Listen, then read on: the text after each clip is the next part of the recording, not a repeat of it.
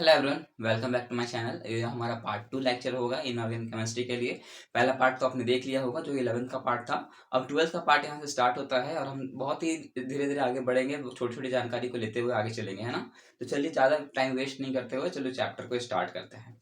सबसे पहले हम पढ़ेंगे पीरियोडिक टेबल के बारे में कि पीरियोडिक टेबल क्या होता है। तो ये सिस्टमैटिक अरेंजमेंट होता है नॉन एलिमेंट्स का। जितने एलिमेंट्स हैं सारे की डिस्कवरी हो चुकी है, सारे साइंटिस्ट ने बताया हुआ है, सभी एक जगह पे फिक्स हैं। अब ये पीरियोडिक टेबल को बांटा दो ही बेसिस पे गया है, एक ग्रुप पे बेसिस पे, दूसरा पीरियड के बेसिस पे। पीरियड कितने होते हैं? 7 होते हैं, जैसे कि हमने फर्स्ट लेक्चर में भी देखा होगा। और ग्रुप कितने होते हैं? 18 होते हैं, राइट।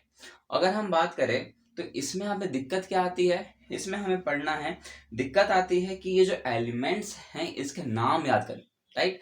हम इसके इतने सारे एलिमेंट हैं, 180 एलिमेंट्स के नाम याद कैसे रखें? क्या सारे के एलिमेंट का नाम याद रखना जरूरी है क्या? दिमाग में ये तो सब तो चलता होगा कि बहुत लोग ऐसे भी होंगे जो यार पूरा एलिमेंट याद कर लो नहीं तो कुछ नहीं हो सकता, ऐसा भी सोचते हैं। पर ऐसा कुछ भी नहीं है। मैं जितना एलिमेंट बताता हूँ आप उतना एलिमेंट अगर याद कर लेते हो तो भी आप बहुत बड़ी बात है। और उसी से क्वेश्चंस आते हैं ज्यादातर। तो देखो, सबसे पहला ट्रिक है हमारे एस ब्लॉक के लिए। एस ब्लॉक क्या है? एस ब्लॉक में याद रखना है, हलीना के रब से फरियाद, बेटा मांगे कार, स्कूटर बापरा जी। अब बोलोगे सर ये क्या बेकार सा ट्रिक बोल रहे हो, कुछ भी मतलब बता रहे हो। ऐसा कुछ भी नहीं है, मैं कुछ भी नहीं बोल रहा हूँ। देखो, मैं इसलिए ऐसा ट्रिक बोल रहा हूँ ताकि आपको ना इजी वे पड़े। देखो, हलीना का मतलब क्या है यहाँ पर? हलीना का मतलब है एच से हाइड्रोजन, ली से लिथियम, ना से सोडियम। इस तरह से हम पूरे सीक्वेंस को ऐसे बनाएंगे। और उसके बाद क्या है अपना? अलीना की तरफ से फरियाद, बेटा मांगे कार, स्कूटर बाप राजी। तो बेटा का मतलब क्या हो जाएगा यहाँ? बेटा का मतलब हो जाएगा Be से बेरिलियम, Mg से मैग्नीशियम। तो इस तरह से हम ये ट्रिक को कंप्लीट किए हैं, राइट। ये आपको ये ब्लॉक याद हो जाएगा। अब यहाँ सर एक और ट्रिक मैं बताता हूँ कि देखो, हम यहाँ से ट्रिक याद कर रहे हैं, डाउन द ग्रुप आते हुए ट्रिक को याद कर रहे हैं। डाउन द ग्रुप इसलिए याद कर रहे हैं ताकि अभी हम इलेक्ट्रोनेगेटिविटी पढ़ेंगे, एटॉमिक साइज पढ़ेंगे, तो उसमें आपको कोई दिक्कत नहीं होगा। तो इसी तरह सीक्वेंस आपको याद कर लेना है। उसके बाद आता है पी ब्लॉक में। पी ब्लॉक में सबसे पहले आपको क्या याद रखना है? पी ब्लॉक में सबसे पहले क्या आता है? पी ब्लॉक में सबसे पहले आता है बोरोन। तो उसके ट्रिक है बाल गायब इन तेल। देखो, एक लड़का है जो कि क्या लगाता है? तेल लगाता है। तो तेल लगाने से जैसे ही वो धूप में जाता है तो उसके जो बाल हैं वो गायब हो जाते हैं। तो इसीलिए हमने कहा है बाल गायब इन तेल, ठीक है। इसका ट्रिक है बाल गायब इन तेल, आप देख सकते हो। उसके बाद हमारा क्या ट्रिक बनता है? उसके बाद हमारा होगा यहाँ पर, उसके बाद बोरोन के बाद क्या आता है? कार्बन। कार्बन में आपको सबसे इजी ट्रिक लगेगा कि सभी के लास्ट में एन एन आएगा। कौन कौन सा है देख सकते हो? कार्बन है, कार्बन है। कार्बन में क्या क्या आता है देखो, आप स्क्रीन पे देखना, ठीक है। आप स्क्रीन पे देख सकते हो carbon, silicon, germanium, SN, Pb। तो सभी के लास्ट में अब तक क्या आ रहा है? एन आ रहा है। तो इस तरह से आप इसको याद कर लोगे। उसके बाद क्या है? एन है। अब नाइट्रोजन, नाइट्रोजन को याद रखने के लिए क्या है? नाइट्रोजन, फॉस्फोरस, एज सब भी। क्या है? नाइट्रोजन, फॉस्फोरस, एज सब भी। अब उसके बाद हमारा क्या है? ऑक्सीजन। ऑक्सीजन के लिए क्या ट्रिक है? ओ एस से टेपो। क्या है? ओ एस से टेपो। क्या इजी ट्रिक है ना? कितना फनी लग रहा है ना? ओ एस से टेपो, क्या टेपने की बात कर रहे हैं अपन, टपोरी लैंग्वेज में बात कर रहे हैं। पर ऐसा ही ट्रिक है भाई, ऐसा ट्रिक में याद करने में मजा भी आता है, राइट। अब उसके बाद हम याद करना है नोबल गैसेस के एलिमेंट्स को। देखो, नोबल गैसेस के एलिमेंट ना बहुत इंपॉर्टेंट है। ये आपको हेल्प किस में करते हैं? ये आपको ज्यादातर हेल्प करेंगे इलेक्ट्रॉनिक कॉन्फ़िगरेशन में, ये सब में आपको बहुत ज्यादा हेल्प करेंगे। अगर आपने मेरा पहला पार्ट नहीं देखा है ना तो आप फिर देख लेना, क्योंकि मैंने उसी में इलेक्ट्रॉनिक कॉन्फ़िगरेशन कैसे करते हैं, कैसे इजी बनाता है, वो सब मैंने उसमें बता दिया है, राइट। अगर आपने नहीं देखा है तो मैं रिक्वेस्ट करता हूँ कि आप एक बार देख लेना। खास करके जो नीट की प्रिपरेशन कर रहे हैं वो तो देख ही लेना, ठीक है, क्योंकि थोड़ा सा भी कंफ्यूजन रहता है तो डाउट रह जाता है, देखिए उसको क्लियर कर लेना। तो चलो अब हम बात करते हैं कि इसको याद रखने का ट्रिक क्या है। देखो, इसको याद रखने का ट्रिक है, कुछ भी नहीं करना है, इसमें लास्ट में एन ही आएगा। आगे argon, krypton, Jadon, red, argon, krypton, Jadon, रेडन, ये सब देख सकते हो। सभी के लास्ट में क्या आएगा? सभी के लास्ट में क्या आ रहा है? सभी के लास्ट में एन ही आएगा। ओ एन तो लास्ट में आएगा। ये तो याद रखना ही चाहिए कि हीलियम एक रहेगा, उसके बाद आर्गन, क्रिप्टन, जेडन और रेडन। इसका इजी ट्रिक मैंने बताया भी था कि हमने इसका एटॉमिक नंबर कैसे याद रखे। इसका एटॉमिक नंबर याद रखने के लिए हमने एक मैजिक नंबर बनाया था। उस मैजिक नंबर कैसे लिखते थे? 2, 8, 8, 18, 18, 32, 32। इस सीक्वेंस से हम क्या कर सकते हैं कि इस जो भी ना वो नोबल गैस हैं उसके एलिमेंट का नाम, जो एटॉमिक नंबर होता है वो बता सकते हैं। अब बोलोगे सर कैसे? जो जो अगर फर्स्ट लेक्चर नहीं देखे हैं तो बोलेंगे सर कैसे, कुछ भी बोल जा रहे हो। देखो, हीलियम है, हीलियम का एटॉमिक नंबर क्या होता है? 2 होता है। हमने पहले भी कहा है कि मैजिक नंबर 2 से स्टार्ट होता है, तो 2 उसका एटॉमिक नंबर हो गया। उसके बाद हमने क्या किया था? 2, 8, तो 8 को और 2 को ऐड करेंगे तो क्या आएगा? 10 आएगा। तो हम देख सकते हैं नियोन का जो एटॉमिक नंबर होता है वो कितना होता है? 10 होता है, राइट। अब उसके बाद आर्गन है, आर्गन का एटॉमिक नंबर कितना होता है, 18 होता है। कैसे, 2, 8 और 8 कितने होते हैं, 18 होते हैं। तो इस तरह से आप कैलकुलेट करके आप जितने भी एटॉमिक नंबर हैं, जो भी नोबल गैसेस के एटॉमिक नंबर है, वो आप आराम से फाइंड आउट कर सकते हैं, राइट। तो हमने यहाँ तक बहुत बेसिक बात कर लिया कि कैसे हम एटॉमिक नंबर याद कैसे कर सकते हैं, कैसे एलिमेंट को रखा गया है, ये सब हमने बात कर लिया। अब यहाँ पर से हमारा मेन टॉपिक स्टार्ट होता है। अब यहाँ से बिल्कुल भी मिस मत करना। अब सबसे मेन टॉपिक यहाँ सबसे स्टार्ट करते हैं एटॉमिक साइज पे। ये हम जो पढ़ रहे हैं एलिमेंट्स में, ये एक्चुअली है क्या, ये सारे के सारे एटम्स ही तो हैं। तो एटम्स हैं तो इसका खुद का साइज भी तो होगा। तो एटॉमिक साइज जो होता है वो डाउन द ग्रुप अगर हम आते हैं पीरियोडिक टेबल में तो इंक्रीज होता जाता है। मैं फिर से रिपीट करता हूँ कि जो भी अपन पीरियोडिक टेबल में पढ़ रहे हैं कि अगर हम डाउन द ग्रुप जाते हैं तो हम जो भी एलिमेंट्स देखेंगे डाउन द ग्रुप में तो उसका जो एटॉमिक साइज होगा वो इंक्रीज होता जाता है, राइट। और देखो, अगर हम लेफ्ट टू राइट अगर मूव करते हैं पीरियोडिक टेबल में, आप स्क्रीन पे देख सकते हो, लेफ्ट टू राइट अगर हम मूव करते हैं पीरियोडिक टेबल पे तो भी हमारा एटॉमिक साइज क्या होगा, इंक्रीज होगा। मजेदार लग रहा है, नहीं लग रहा है क्या, बिल्कुल लगेगा। अभी देखो, हमें एक ट्रिक बताया था ना, हलीना के रब से फरियाद बताया था। मान लो मैं आपसे पूछूं कि हाइड्रोजन का ज्यादा एटॉमिक साइज होगा या सोडियम का एटॉमिक साइज ज्यादा होगा। अब आप बोलोगे सर एटॉमिक साइज मतलब डाउन द ग्रुप किसका आता है, देखेंगे सोडियम ज्यादा आता है।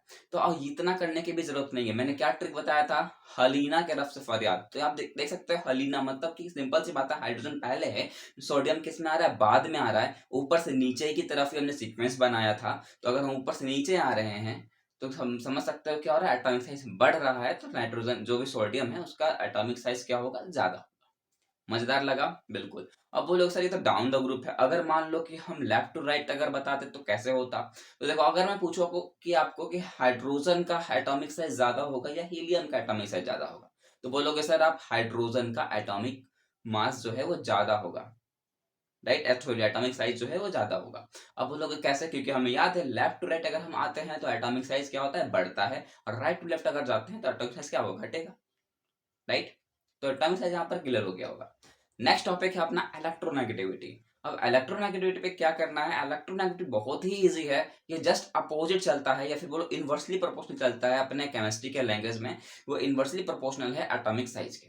मतलब एटॉमिक साइज में क्या हो रहा था, डाउन द ग्रुप आ रहे थे तो बढ़ रहा था, लेफ्ट टू राइट आ रहे थे तो बढ़ रहा था। तो इलेक्ट्रोनेगेटिविटी क्या होगी, डाउन द ग्रुप आएंगे तो घटेगा, लेफ्ट टू राइट आएंगे तो घटेगा। तो घटेगा तो बढ़ेगा कब, बढ़ता है वो जब हम राइट टू लेफ्ट अगर मूव करेंगे पीरियोडिक टेबल में तो जो भी इलेक्ट्रोनेगेटिविटी होगी वो इंक्रीज होगा। और अगर हम नीचे से ऊपर की तरफ जाएंगे तो इलेक्ट्रोनेगेटिविटी इंक्रीज होगा, राइट। तो कितना ये भी आपको इजी लग रहा होगा। अब अगर वही क्वेश्चन को मैं दोबारा पूछूं कि हलीना के रफ से फरियाद जो हमने कहा था कि मैंने क्वेश्चन पूछा था कि हाइड्रोजन का एटॉमिक साइज ज्यादा होगा कि या फिर सोडियम का, अब मैं पूछता हूँ कि हाइड्रोजन का इलेक्ट्रोनेगेटिविटी ज्यादा है या सोडियम का इलेक्ट्रोनेगेटिविटी ज्यादा होगा। तो इस बार आप क्या बोलोगे सर, इस बार जो है हाइड्रोजन का इलेक्ट्रोनेगेटिविटी ज्यादा होगा, क्योंकि हम डाउन द ग्रुप जाते हैं तो इलेक्ट्रोनेगेटिविटी डिक्रीज होती है। चलो बहुत बढ़िया, ये भी क्वेश्चन हमने सॉल्व कर लिया, तो बहुत इजी लगा होगा। अब इलेक्ट्रोनेगेटिविटी में मजेदार क्या है ना कि इसके अंदर दो चीज हमें पढ़ना है। दो चीज क्या क्या है, पहला है इसके अंदर पढ़ना है हमें आयोनाइजेशन पोटेंशियल, दूसरा पढ़ना है हमें इलेक्ट्रॉनिक एफिनिटी। दोनों के दोनों जो होते हैं ये इलेक्ट्रोनेगेटिविटी के डायरेक्टली प्रोपोर्शनल चलते हैं। दोनों के दोनों ये जो है ये इलेक्ट्रोनेगेटिविटी के डायरेक्टली प्रोपोर्शनल है। इट मींस अगर डाउन द ग्रुप इलेक्ट्रोनेगेटिविटी क्या होती है, डिक्रीज होती है, तो जो इलेक्ट्रॉनिक एफिशिएंसी होगी वो भी क्या होगी, डिक्रीज होगी, आयोनाइजेशन पोटेंशियल भी डिक्रीज होगा, राइट। तो हमने तो ये तो बताया नहीं अभी कि आयोनाइजेशन पोटेंशियल क्या है और इलेक्ट्रॉनिक एफिशिएंसी है क्या। देखो यहाँ नाम से पता चल रहा होगा, आयोनाइजेशन पोटेंशियल, पोटेंशियल का मतलब समझ रहे हो कि ताकत। दूसरी बात यहाँ क्या क्या लिखा है, आयोनाइजेशन। आयोनाइजेशन का मतलब क्या, आयंस आना। और आयंस क्या होता है, चार्ज होते हैं, चाहे पॉजिटिव होंगे या नेगेटिव होंगे। पॉजिटिव आयंस को क्या कहेंगे, कैटायन, नेगेटिव आयंस को क्या कहते हैं, एनायन। पॉजिटिव आयन कब आएगा, जब इलेक्ट्रॉन को वो रिमूव करेगा, और नेगेटिव आयन कब आएगा, जब कोई इलेक्ट्रॉन को एक्सेप्ट करेगा। यहाँ तक तो क्लियर है, नाइन्थ में भी हमने पढ़ा होगा, है कि नहीं, बिल्कुल पढ़ा है। तो ये आयनेशन पोटेंशियल ये कहता है जब भी कोई एलिमेंट अपना एक इलेक्ट्रॉन डोनेट करता है और उसके कारण जो भी चार्ज आ जाता है, जो भी चार्ज का इसको मिलता है, चाहे पॉजिटिव हो या नेगेटिव हो, तो उसी को कहते हैं आयोनाइजेशन पोटेंशियल। और आयोनाइजेशन पोटेंशियल जहां दिखेगा इसका मतलब ये डायरेक्टली प्रोपोर्शनल है किसके, इलेक्ट्रोनेगेटिविटी के। दूसरा है इलेक्ट्रॉनिक एफिनिटी। इलेक्ट्रॉनिक एफिनिटी जो होता है, इसका कहने का मतलब है कि इसको इलेक्ट्रॉन से बहुत ही प्यार है, इसको जल्दी छोड़ेगा नहीं। अब ये जल्दी छोड़ेगा नहीं तो चार्ज आएगा नहीं, इसका मतलब इसमें चार्ज हमें नहीं देखने को मिलेगा, चार्ज इसमें नहीं दिखेगा। अब बोलोगे सर चार्ज नहीं दिखेगा, इसका मतलब कैसे होता है, ऐसे कौन से एलिमेंट के साथ ये शेयर करेगा जो चार्ज ही ना आए। तो देखो बिल्कुल सही बात है, देखो एग्जाम्पल की तरह समझते हैं। HCl का नाम सभी ने सुना होगा, राइट? HCl का तो सुना ही होगा, हाइड्रोक्लोरिक एसिड। अगर बात करें HCl की, तो HCl में क्या होता है, देखो हाइड्रोजन के पास कितने बॉन्ड इलेक्ट्रॉन होते हैं, एक इलेक्ट्रॉन होता है। अगर हम बात करें क्लोरीन की, तो क्लोरीन के आउटर मोस्ट सेल में 7 इलेक्ट्रॉन होते हैं। अब बहुत इनको कंफ्यूजन हो रहा है 7 कैसे हो सकते हैं, तो भी बता देता हूँ। 17 उसका एटॉमिक नंबर होता है। पहले सेल में कितने, 2 इलेक्ट्रॉन, दूसरे सेल में 8 इलेक्ट्रॉन, लास्ट सेल में 7 इलेक्ट्रॉन। उसको नीड कितने की है, 1 इलेक्ट्रॉन चाहिए, तभी वो अपना ऑक्टेट क्या होगा, कंप्लीट कर सकता है। और हाइड्रोजन क्या कहता है, उसको 1 इलेक्ट्रॉन दे दो तो भी उसकी ऑक्टेट कंप्लीट हो जाएगी। तो ये दोनों के दोनों जो होते हैं ना, ये दोनों चाहते हैं कि मुझे 1 इलेक्ट्रॉन मिल जाए, कहीं ना कहीं से मुझे 1 इलेक्ट्रॉन मिल जाए और मैं जो है अपना ऑक्टेट कंप्लीट कर लूँ। उस टाइम ये लोग दिमाग लगाते हैं, बोलते हैं कि देखो यार, इतना इतना मुझे मिल जाएगा तो तुम अधूरे रह जाओगे, और तुम्हें मिल जाएगा तो मैं अधूरा रह जाऊंगा, तो क्यों ना हम दोनों अपना एक एक इलेक्ट्रॉन को शेयर कर लें। और इस तरह से वो क्या करता है, एक एक इलेक्ट्रॉन ये शेयर करता है हाइड्रोजन, और इधर से एक इलेक्ट्रॉन शेयर करेगा क्लोरीन। तो वो दोनों इलेक्ट्रॉन मिलकर क्या बन जाते हैं, एक बॉन्ड बन जाता है, और उस बॉन्ड के थ्रू दोनों का ऑक्टेट कंप्लीट हो जाता है। और मजेदार बात यह है कि इसमें दोनों में कोई चार्ज नहीं आता, राइट? हाँ, बाद में अगर बात करें तो उसको जब हीट करेंगे तो ये जो HCl है वो टूटता है H+ से, तो वो एसिड है तो H+ तो देगा ही, पर उससे आपको भी लेना देना नहीं है। आपको बस ये देखना है कि इसमें अभी चार्ज आया क्या, तो चार्ज नहीं आया। चलो ये भी कंप्लीट हो गया।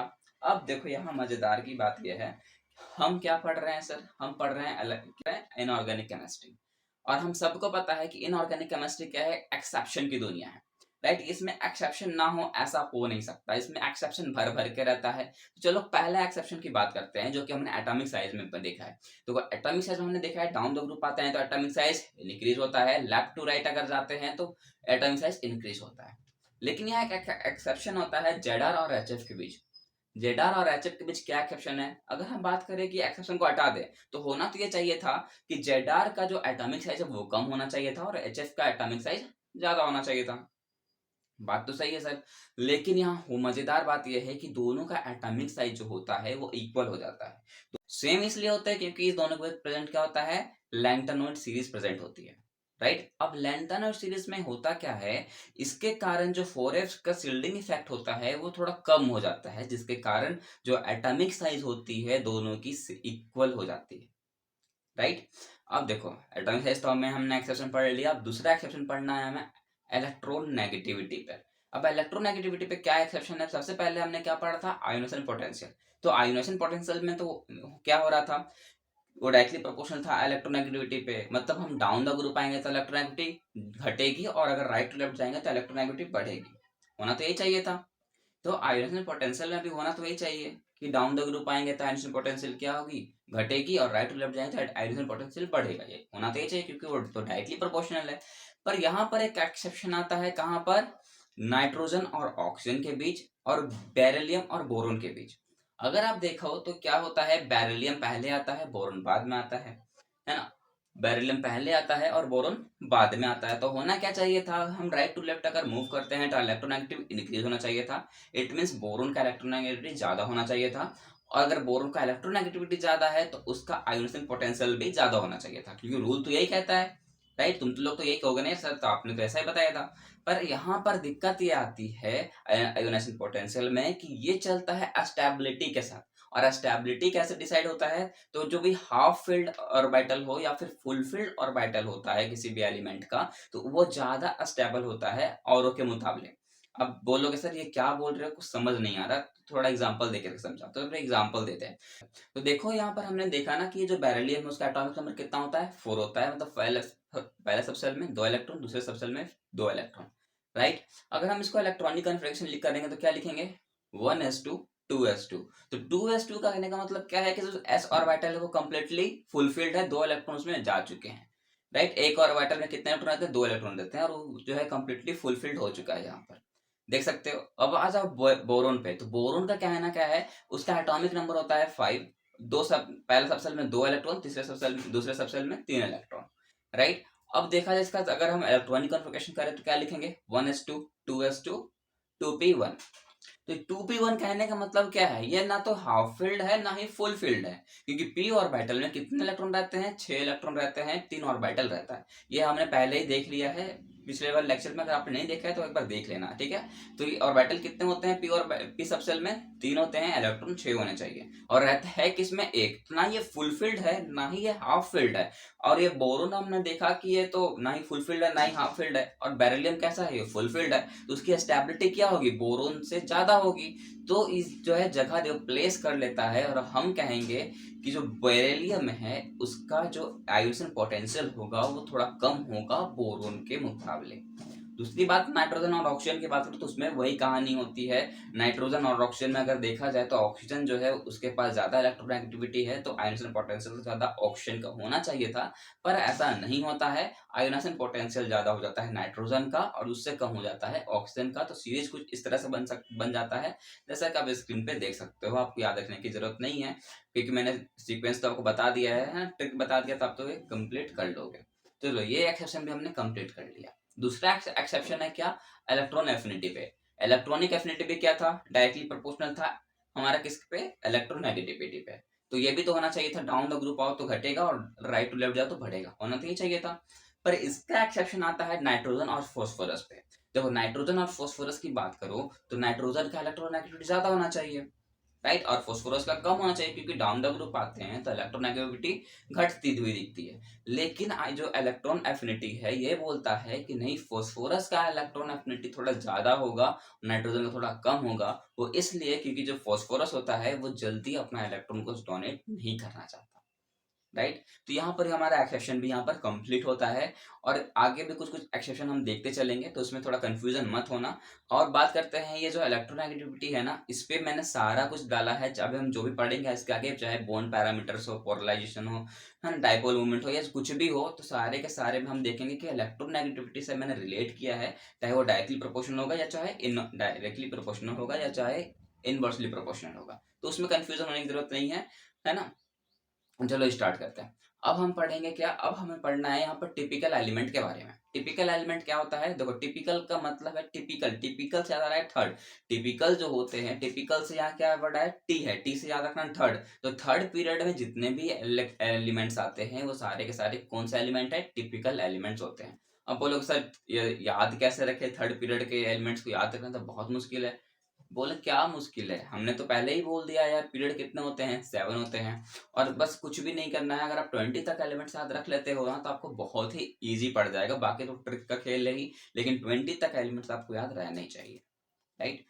दूसरी अब आते हैं, दूसरा है ब्रिज एलिमेंट। ब्रिज का काम क्या होता है, देखो इसमें नाम में छुपा हुआ है, ठीक है। ब्रिज का काम क्या होता है, दो जगह को जोड़ना, राइट, दो रास्तों को कनेक्ट करने का काम करता है ब्रिज।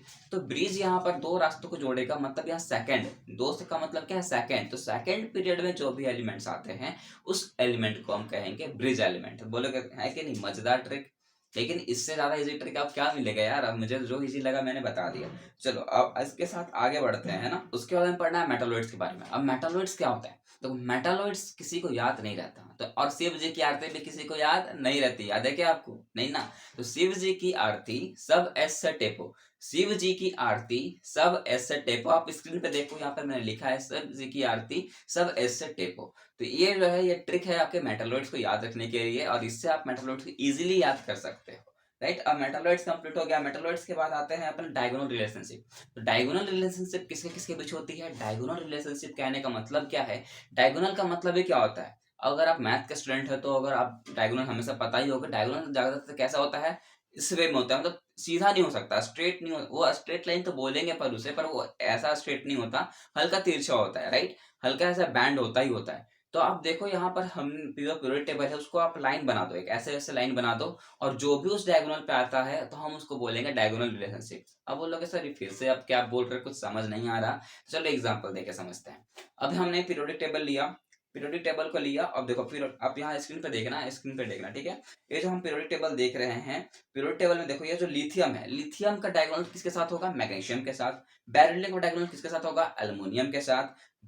बोरोन का डायगोनल किसके साथ होगा, सिलिकॉन के साथ। तो इस तरह से आप डायगोनल रिलेशनशिप एलिमेंट के बीच बनाते जा सकते हो। अब ऐसा तभी कर सकते हो जब आपको एलिमेंट्स का नेमिंग याद हो, तो मैंने ट्रिक पहले ही बताया, आप उससे नाम याद कर सकते हो, और उससे जो भी है ना डायगोनल रिलेशनशिप वो भी आप निकाल सकते हो, चाहो तो आप कर सकते हो, ठीक है, चेक कर सकते हो, राइट। अब डायगोनल रिलेशनशिप के बाद हमें पढ़ना है क्या, डोमिनेट triad rules. Dobereiner triad rule क्या कहता है, डोबेनियन ट्रेड रूल कहता है कि देखो उनका कहना था कि तुम किसी भी दो एलिमेंट के मासेस को जोड़ो और जो उसको टू से अगर डिवाइड कर देंगे अपन, तो उसके बीच का जो भी एटॉमिक मास होगा, जो भी एलिमेंट का, तो उसका एटॉमिक मास निकल जाएगा, राइट। और उन्होंने ऐसा किया भी था। उन्होंने किसको किसको लिया, मैं फिर से कह रहा हूँ, आप किस पे देखोगे, स्क्रीन पे देखोगे, स्क्रीन में देखो सब। उन्होंने लिया लिथियम को और पोटाशियम को। लिथियम का एटॉमिक मास कितना होता है, 3 होता है, और पोटाशियम का एटॉमिक मास कितना होता है, 39 होता है। दोनों को उन्होंने क्या किया, ऐड कर दिया, 2 से डिवाइड कर दिया। तो 2 से डिवाइड जब किया तो आंसर कितना आया 23 आया। और 23 जो होता है किसका एटॉमिक मास के बराबर होता है, तो वो होता है सोडियम के एटॉमिक मास के बराबर, राइट। तो इन्होंने तो बोल दिया कि हाँ ये सही है, पर ये पूरा सही नहीं था, ये किसी किसी एलिमेंट के बीच ही हो रहा था। जैसा कि देख सकते हो 3 एलिमेंट मैंने दिखाया है यहाँ पर, उसी के बीच ऐसा ऐसा हो रहा था, बाकी के साथ ऐसा नहीं हो रहा था। तो ये जो है एक फेलियर था इनका, जो हमें उतना याद नहीं रखना चाहिए। बस ये याद रखो कि इन्होंने एक ये रूल बनाया था, ठीक है। एक केमिस्ट्री में हमें यही बेकार बेकार चीज भी याद रखना पड़ता है यार, थोड़ा बहुत याद कर लो, क्या ही जाता है, एनसीईआरटी ने दिया है, राइट। उसके बाद है हमें न्यूलैंड्स ऑक्टेव रूल। देखो न्यूलैंड्स ऑक्टेव रूल कहो या न्यूलैंड्स लॉ ऑफ ऑक्टेव कहो, बात एक ही है। अब इनके भी वर्ड पे ही हमारा आंसर छुपा है। ऑक्टेव का मतलब क्या होता है, ऑक्टा, ऑक्टा का मतलब होता है 8। तो इनका कहना था तुम कोई भी एक एलिमेंट को सेलेक्ट कर लो और उसके बाद जो भी तुम 8वां एलिमेंट पे पहुंचोगे कैलकुलेट करके, तो उसको जो 8वां एलिमेंट पे जो पहुंचोगे ना, तो उसमें सेम फीचर्स दिखेगा। आप बोलोगे सर ये क्या सेम फीचर होता है, देखो हम तो कोई कार की बात नहीं कर रहे कि बोलेंगे यार इसका मॉडल ऐसा है, इसका मॉडल ऐसा होता है, यहाँ पर ये है वो है, ऐसा तो नहीं बोल सकते। हम पढ़ रहे हैं एटम्स के बारे में, तो हम क्या ये यहाँ बोलेंगे, हम यहाँ बोलेंगे या तो इलेक्ट्रॉन, जो वैलेंस इलेक्ट्रॉन होंगे वो कम हो सकता है, या फिर वैलेंसी थोड़ा बहुत चेंज हो सकता है, यही सब हम बात करेंगे। एटॉमिक साइज ये सब चेंज होगा, यही सब हम बात कर सकते हैं, और तो कुछ हम बात इसमें करेंगे नहीं। तो देखो इनका कहना था कि जैसे कि हम कोई भी एलिमेंट लेते हैं और उसके बाद जो 8वां एलिमेंट पहुंचेंगे ना, तो दोनों में सेम वैलेंसी होगी, सेम वैलेंस इलेक्ट्रॉन होंगे, उसके ऑक्टेट तो उतने ही इलेक्ट्रॉन होंगे जितने उसके पहले वाले एलिमेंट पे थे। चलो इसको भी एक एग्जांपल देकर समझते हैं, क्योंकि बिना एग्जांपल के समझ आना मुश्किल है थोड़ा। देखो हमने इसमें लिया है लिथियम को, किसको लिया, लिथियम को। अब लिथियम को लिया, अब यहां से हमने कैलकुलेट किया 8 एलिमेंट पे, तो lithium 1, beryllium 2, boron 3, carbon 4, nitrogen 5, oxygen 6, fluorine 7 और सोडियम 8। तो सोडियम पे आए, देखो सोडियम पे आ गए। अब यहाँ पर दोनों के बीच कैलकुलेट करते हैं कि दोनों के बीच डिफरेंस क्या है वो देखते हैं। लिथियम की बात करो तो लिथियम कितना एटॉमिक नंबर 3 होता है। पहले सबसेल पे 2 इलेक्ट्रॉन, दूसरे सबसेल पे 1 इलेक्ट्रॉन, मतलब 2 और 1 का रेशियो चल रहा है यहाँ, राइट। लास्ट में कितना इलेक्ट्रॉन है, 1 इलेक्ट्रॉन है सर।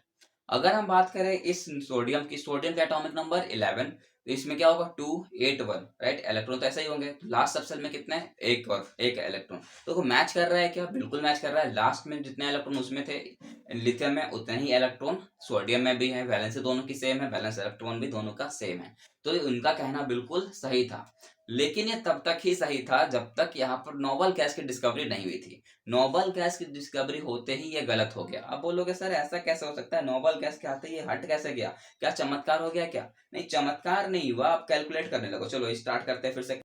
अब नोबल गैस जो है डिस्कवर हो चुका है, अब इसको कैलकुलेट करके देखते हैं कि क्या मैं सही कह रहा हूँ या गलत कह रहा हूँ। तो चलो हमने क्या लिया था, लिथियम लिया था, आप स्क्रीन पे देखो। लिथियम के बाद आप कैलकुलेट करना स्टार्ट करो। Lithium 1, beryllium 2, boron 3, carbon 4, nitrogen 5, oxygen 6, fluorine 7 और नियोन 8। अब 8 में कौन आ रहा है, नियोन आ रहा है। अब देखो हमने देखा है कि लिथियम जो है उसका एटॉमिक नंबर 3 होता है, 2 और 1 इसका इलेक्ट्रॉनिक कॉन्फ़िगरेशन चल रहा है। लास्ट सबसेल में, लास्ट ऑर्बिटल में कितना इलेक्ट्रॉन है, 1 इलेक्ट्रॉन है। और नियोन की कहानी क्या है, नियोन जो होता है इसके सब लास्ट सबसेल में कितना इलेक्ट्रॉन है, 8 इलेक्ट्रॉन है। मतलब वो कंप्लीटली फुलफिल्ड है, ना ही वो इलेक्ट्रॉन को शेयर करेगा, ना ही वो इलेक्ट्रॉन को लेगा, राइट। ये हम तो देखो दोनों में क्या है, दोनों में डिफरेंस दिख रहा होगा आपको। तो ये दोनों तो अलग अलग हो गए। तो यही इनकी ड्रॉबैक थी कि जब तक नोबल गैस की डिस्कवरी नहीं हुई थी ये सही चल रहे थे, नोबल गैस की डिस्कवर होते ही ये भी डिसअप्रूव कर दिए गए, राइट। अब उसके बाद हमें क्या पढ़ना है, अब इसके बाद हमें पढ़ना है बॉन्ड पैरामीटर्स। अब ये हाँ बहुत इंपॉर्टेंट ये सब चीज़ें मैं बताऊंगा अभी, तो इसमें ज़रा भी कंफ्यूज मत होना थोड़ा सा। आप अगर कॉपी है तो कॉपी सामने है तो आप कॉपी निकाल लो और पेन निकाल लो, क्योंकि हम इसके बाद क्वेश्चन भी सॉल्व करेंगे, तो उसमें आपको दिक्कत नहीं होनी चाहिए। तो बॉन्ड पैरामीटर्स में सबसे पहले हमें पढ़ना है बॉन्ड ऑर्डर के बारे में। अब बॉन्ड ऑर्डर क्या होता है? बॉन्ड ऑर्डर का मतलब होता है नंबर ऑफ बॉन्ड। क्या होता है? Number of bond. Number of bond it means जैसे होता है ना सिंगल बॉन्ड, डबल बॉन्ड और ट्रिपल बॉन्ड, तो हम बोलेंगे कि जितने ज्यादा बॉन्ड होंगे उसका उतना ज्यादा बॉन्ड ऑर्डर होगा। अब पता कैसे चलेगा सर कि किसका ज्यादा बॉन्ड है? तो हाइब्रिडाइजेशन से पता चलता है। किससे पता चलता है? हाइब्रिडाइजेशन से। अगर आप ऑर्गेनिक थोड़ा बहुत भी अगर पढ़े हो तो उसमें हमें पता है ना, हाइब्रिडेशन हम पढ़ते आए हैं। क्या होता है? sp होता है, sp2 होता है, sp3 होता है। sp है इसका मतलब वो जो एलिमेंट है दोनों ट्रिपल बॉन्डेड होंगे। sp2 है मतलब वो डबल बॉन्डेड होंगे। और sp3 होता है इसका मतलब चारों बॉन्ड कैसे होंगे? सिंगल सिंगल बॉन्ड होगा, राइट। और सिंगल सिंगल बॉन्ड किसका होता है? सिग्मा बॉन्ड से बना होता है। पाई बॉन्ड डबल बॉन्ड होता है, पाई बॉन्ड वहां रहता है। ये आपको चीज याद होना चाहिए, क्योंकि थोड़ी थोड़ी लॉजिक की बातें हैं और ऑर्गेनिक केमिस्ट्री में थोड़ा सा तो इतना सीखे ही होगे। चलो, अब अगर हम बात करें कि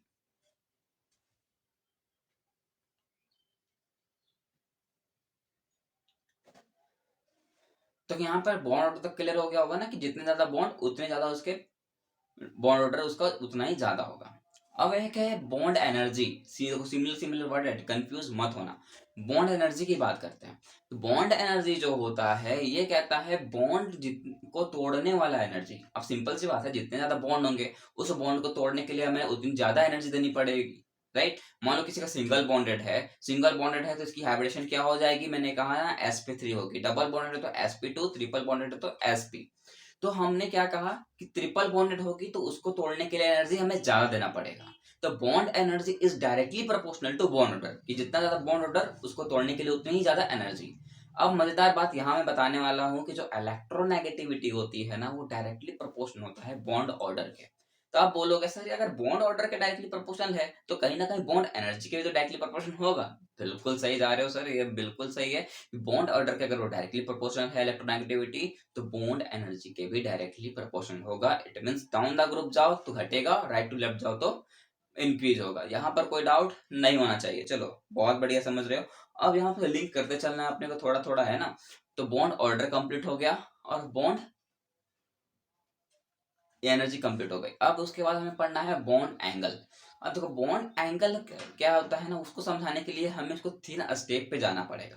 सबसे पहले ये सीखना होगा कि बॉन्ड एंगल हम पता कैसे कर सकते हैं, राइट। बॉन्ड एंगल अगर हमें निकालना है तो कैसे निकालेंगे, वो तो पता होना चाहिए ना। तो चलो, बॉन्ड एंगल निकालने के लिए अपन को क्या करना है, अपन को यहाँ पर 3 प्रोसेस होके चलना है, 3 स्टेप पे से गुजरना है। पहला स्टेप क्या कहता है वो देखो।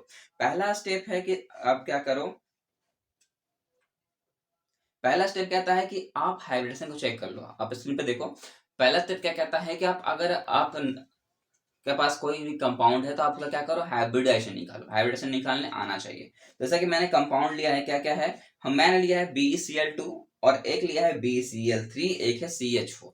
अगर हम बात करें तो इसका हाइब्रिडेशन देख सकते हो, एक है sp, एक है sp2, एक है sp3। तो यहाँ पर आप देख के बोलो, यहाँ पर आप देखोगे तो आप बताओगे यार sp है, इसका मतलब इसका बॉन्ड ऑर्डर क्या होगा? ज्यादा होगा। बॉन्ड एनर्जी क्या होगी? ज्यादा होगी। sp2 है मतलब इसके बॉन्ड एनर्जी थोड़ी कम होगी, बॉन्ड ऑर्डर थोड़ा कम होगा। sp3 है इसका मतलब ये बहुत ही ज्यादा कम एनर्जी है, बहुत ही ज्यादा कम बॉन्ड ऑर्डर है इसका। सिंगल बॉन्ड है मतलब कि सारे के सारे, राइट। यहाँ तक कोई दिक्कत नहीं होनी चाहिए। अब मैं बताने जा रहा हूँ कि जो बॉन्ड एंगल होता है वो डायरेक्टली प्रोपोर्शनल होता है बॉन्ड ऑर्डर के। तो ये भी कनेक्शन किसके साथ हो गया? इलेक्ट्रोनेगेटिविटी के साथ हो गया कि नहीं हो गया? बिल्कुल हो गया।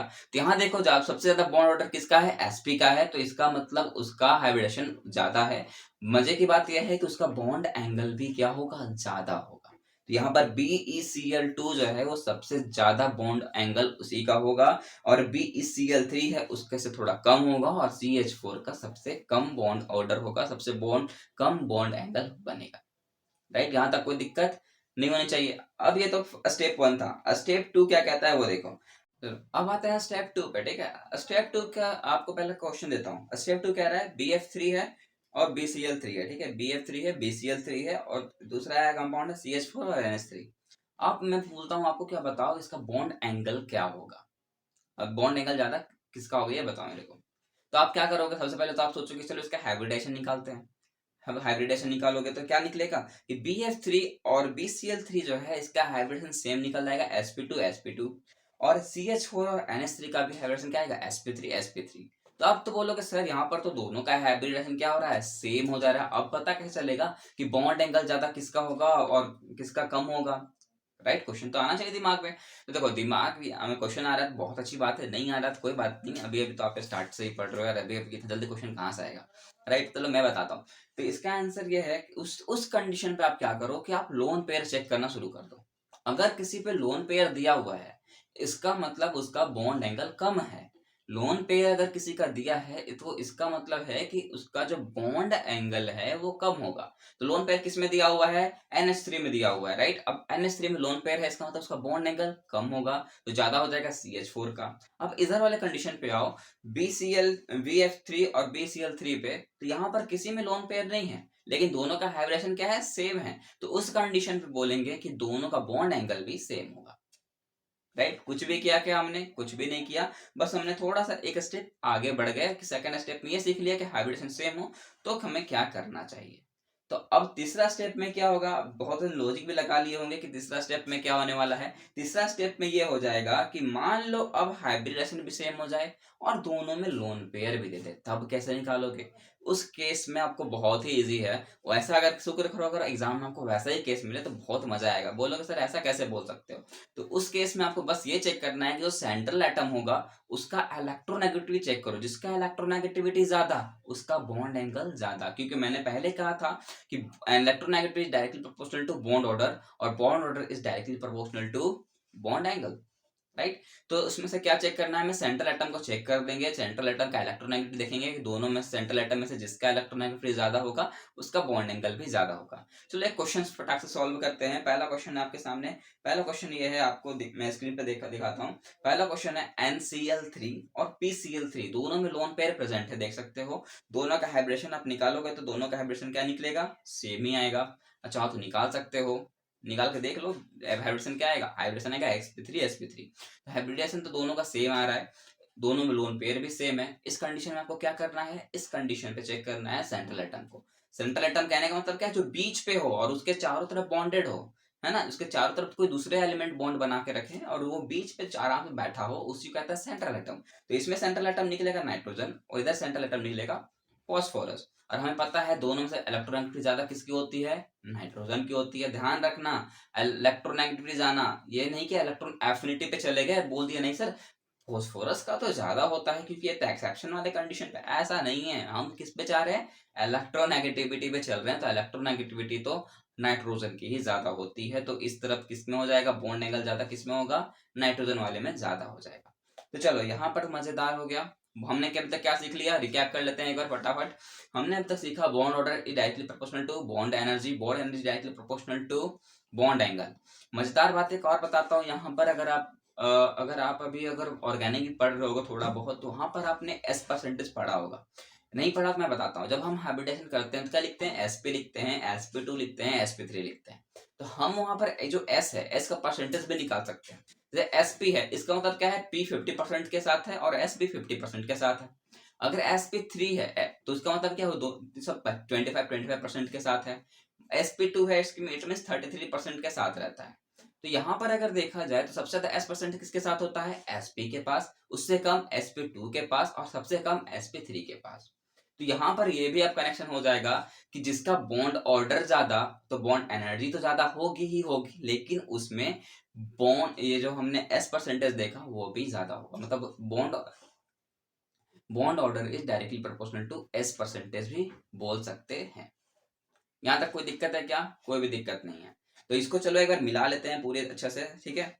और मैंने मिला के एक शॉर्ट नोट्स बना दिया है ताकि आपको याद रहने में दिक्कत ना हो। तो ये आप स्क्रीन पे देख सकते हो मैंने लिखा क्या क्या है। मैंने लिखा है कि जो बॉन्ड ऑर्डर होता है वो अगर बढ़ेगा तो बॉन्ड एनर्जी भी बढ़ेगी, बॉन्ड एनर्जी बढ़ेगी तो बॉन्ड एंगल भी बढ़ेगा, बॉन्ड एंगल बढ़ेगा रेजोनेंस भी बढ़ेगा। रेजोनेंस में क्या आता है, पाई बॉन्ड आते हैं, तो रेजोनेंस बढ़ेगा तो पाई बॉन्ड भी बढ़ेगा, पाई बॉन्ड बढ़ेगा। तो और सिंपल सी बात है, बॉन्ड ऑर्डर बढ़ रहा है इसका मतलब S परसेंटेज भी बढ़ेगा ही बढ़ेगा। और लेकिन लेकिन लेकिन एक है हमने पढ़ा नहीं है, वो है बॉन्ड लेंथ। बॉन्ड लेंथ जो होता है वो इनवर्सली प्रोपोर्शनल हो जाता है बॉन्ड ऑर्डर के, और अगर बॉन्ड ऑर्डर के वो इनवर्सली प्रोपोर्शनल है, इट मींस इलेक्ट्रोनेगेटिविटी के भी इनवर्सली प्रोपोर्शनल होगा। और हमें ये चीज और हमने स्टार्टिंग में ही पढ़ा है, atomic size is inversely proportional to electronegativity. तो अगर एटॉमिक साइज इलेक्ट्रोनेगेटिविटी के इनवर्सली प्रोपोर्शनल है, और ये जो हमने अभी बॉन्ड लेंथ पढ़ा वो भी अगर उसके इनवर्सली प्रोपोर्शनल है, तो बॉन्ड लेंथ और एटॉमिक साइज आपस में डायरेक्टली प्रोपोर्शनल तो हो सकते हैं ना? क्यों नहीं हो सकते यार? बिल्कुल हो सकते हैं, लॉजिक लगा के देखो। अगर आपको समझ नहीं आया तो फिर से एक बार थोड़ा सा बैक जाओ और फिर से एक बार लेक्चर को देख लो, ठीक है? आप समझ जाओगे कि मैं कहना क्या चाह रहा हूँ, है ना? लॉजिकली की सोचो कि दोनों अगर क्या है, आपस में इनवर्सली प्रोपोर्शनल चल रहा है, तो वो डायरेक्टली प्रोपोर्शनल तो हो ही जाएगा ना। समझ रहे हो? चलो ठीक है, अब आगे बढ़ते हैं।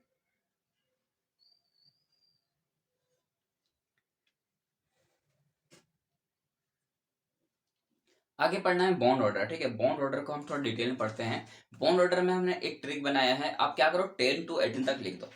14th को मान के चलो वो मिडिल है, क्या है? 14 को चल मान के चलो वो क्या है? वो मिडिल पे है। और मिडिल पे है तो उसका काम क्या है? मिडिल पे है तो उसका कुछ तो काम होगा। मिडिल पे है, उसमें आप नंबर लिखो, याद रखो 3, क्या याद रखो? 3। उसके बाद आप क्या करो, इधर 0.5 माइनस करते चलो और लेफ्ट साइड भी 0.5 माइनस करते आ जाओ। आगे आ जाओगे, कहाँ तक आ जाएगा? 1 तक आ जाएगा, राइट? कहाँ तक आ जाएगा? 1 तक आ जाएगा। अब बोलोगे सर ये करवा क्या रहे हो, अब क्या बताना चाह रहे हो ये 1 तक ला करके? तो मैं ये बताना चाह रहा हूँ कि आप किसी भी एलिमेंट का अगर आपको बोल दे कि बॉन्ड ऑर्डर बताओ कि कितना बॉन्ड ऑर्डर है, तो आप वो बता सकते हो। देखो 3 का मतलब क्या है कि हमें पता है ना, 3 से ज्यादा बॉन्ड नहीं हो सकते, 3 से ज्यादा बॉन्ड नहीं हो सकते, सबको पता है ना। ट्रिपल बॉन्ड ही रहते हैं, 4 बॉन्ड मत बना देना। ऐसा नहीं होता कि यार single bond double bond triple, ऐसा नहीं होता। 4 बॉन्ड ऐसा नहीं हो सकता, राइट? ऐसा मत कभी नहीं होता ना। तो 3 ही मेन है। तो बॉन्ड ऑर्डर पे हमने क्या कहा? नंबर ऑफ बॉन्ड मतलब 3। तो 3 किस पे मान लिया? 14 पे। बाकी हमने माइनस करते गया है, वह कहाँ तक आ गया? 1 तक आ गया। अब आपसे पूछ दे कि बताओ, O2 है मेरे पास, अब बताओ आप इसका बॉन्ड ऑर्डर कितना होगा? अचानक ऐसा क्वेश्चन आता है, और नीट में ये पूछा गया था, ऑटो क्वेश्चन पे नहीं, उसने नियॉन पे पूछ दिया था, तो वो अलग की बात है, ठीक है? अगर हम बात करें कि O2 है, O2 मॉलिक्यूल है, और O2 मॉलिक्यूल पे पूछा है कि बॉन्ड ऑर्डर कितने होंगे।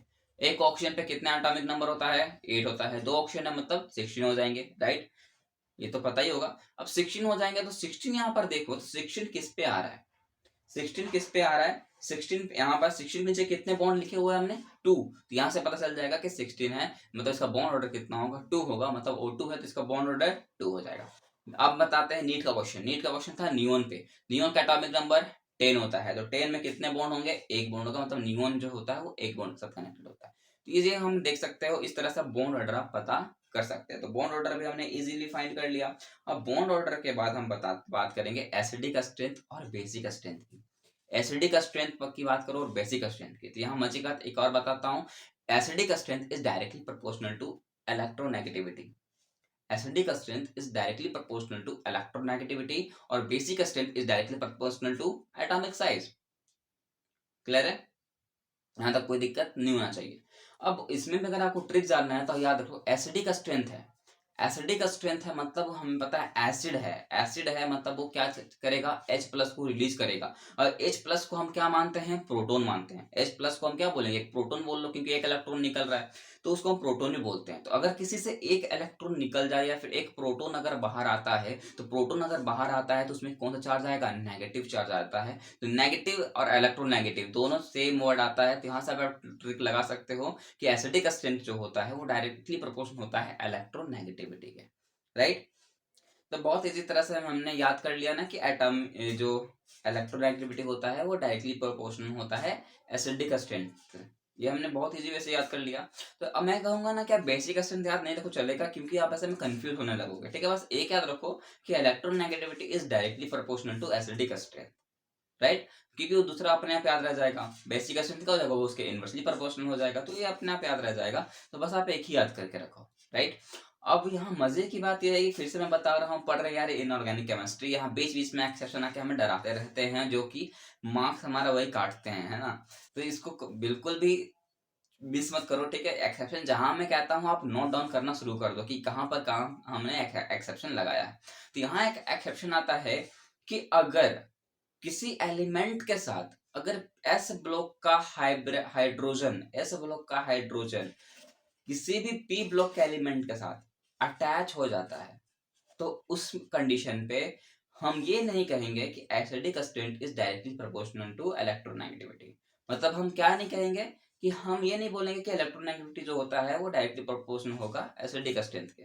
तो अगर हम ये नहीं कहेंगे तो क्या कहेंगे?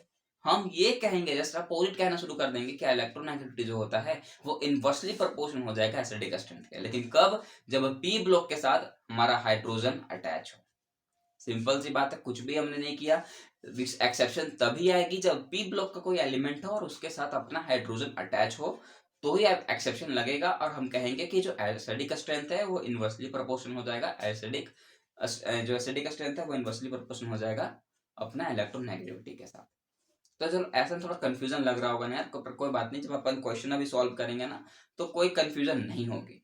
ठीक है, ऐसे में कंफ्यूज थोड़ा बहुत हो गया, कंफ्यूजन होना जा रही है क्योंकि केमिस्ट्री पढ़ रहे हो, इसके पीछे बहुत ही बड़ा मिस्ट्री है। यहाँ मैं एक बात बोलता हूँ उसका दो मतलब निकलता है। हम बोलते कुछ है, समझते कुछ है, लिखते कुछ हो रहे हैं और लिखाते कुछ हो रहे हैं। ठीक है, तो इसमें थोड़ा कंफ्यूजन आएगा पर मैं नहीं आने दूंगा। मैं पूरी कोशिश कर रहा हूँ कि आपको जरा भी कंफ्यूजन नहीं आने दूं।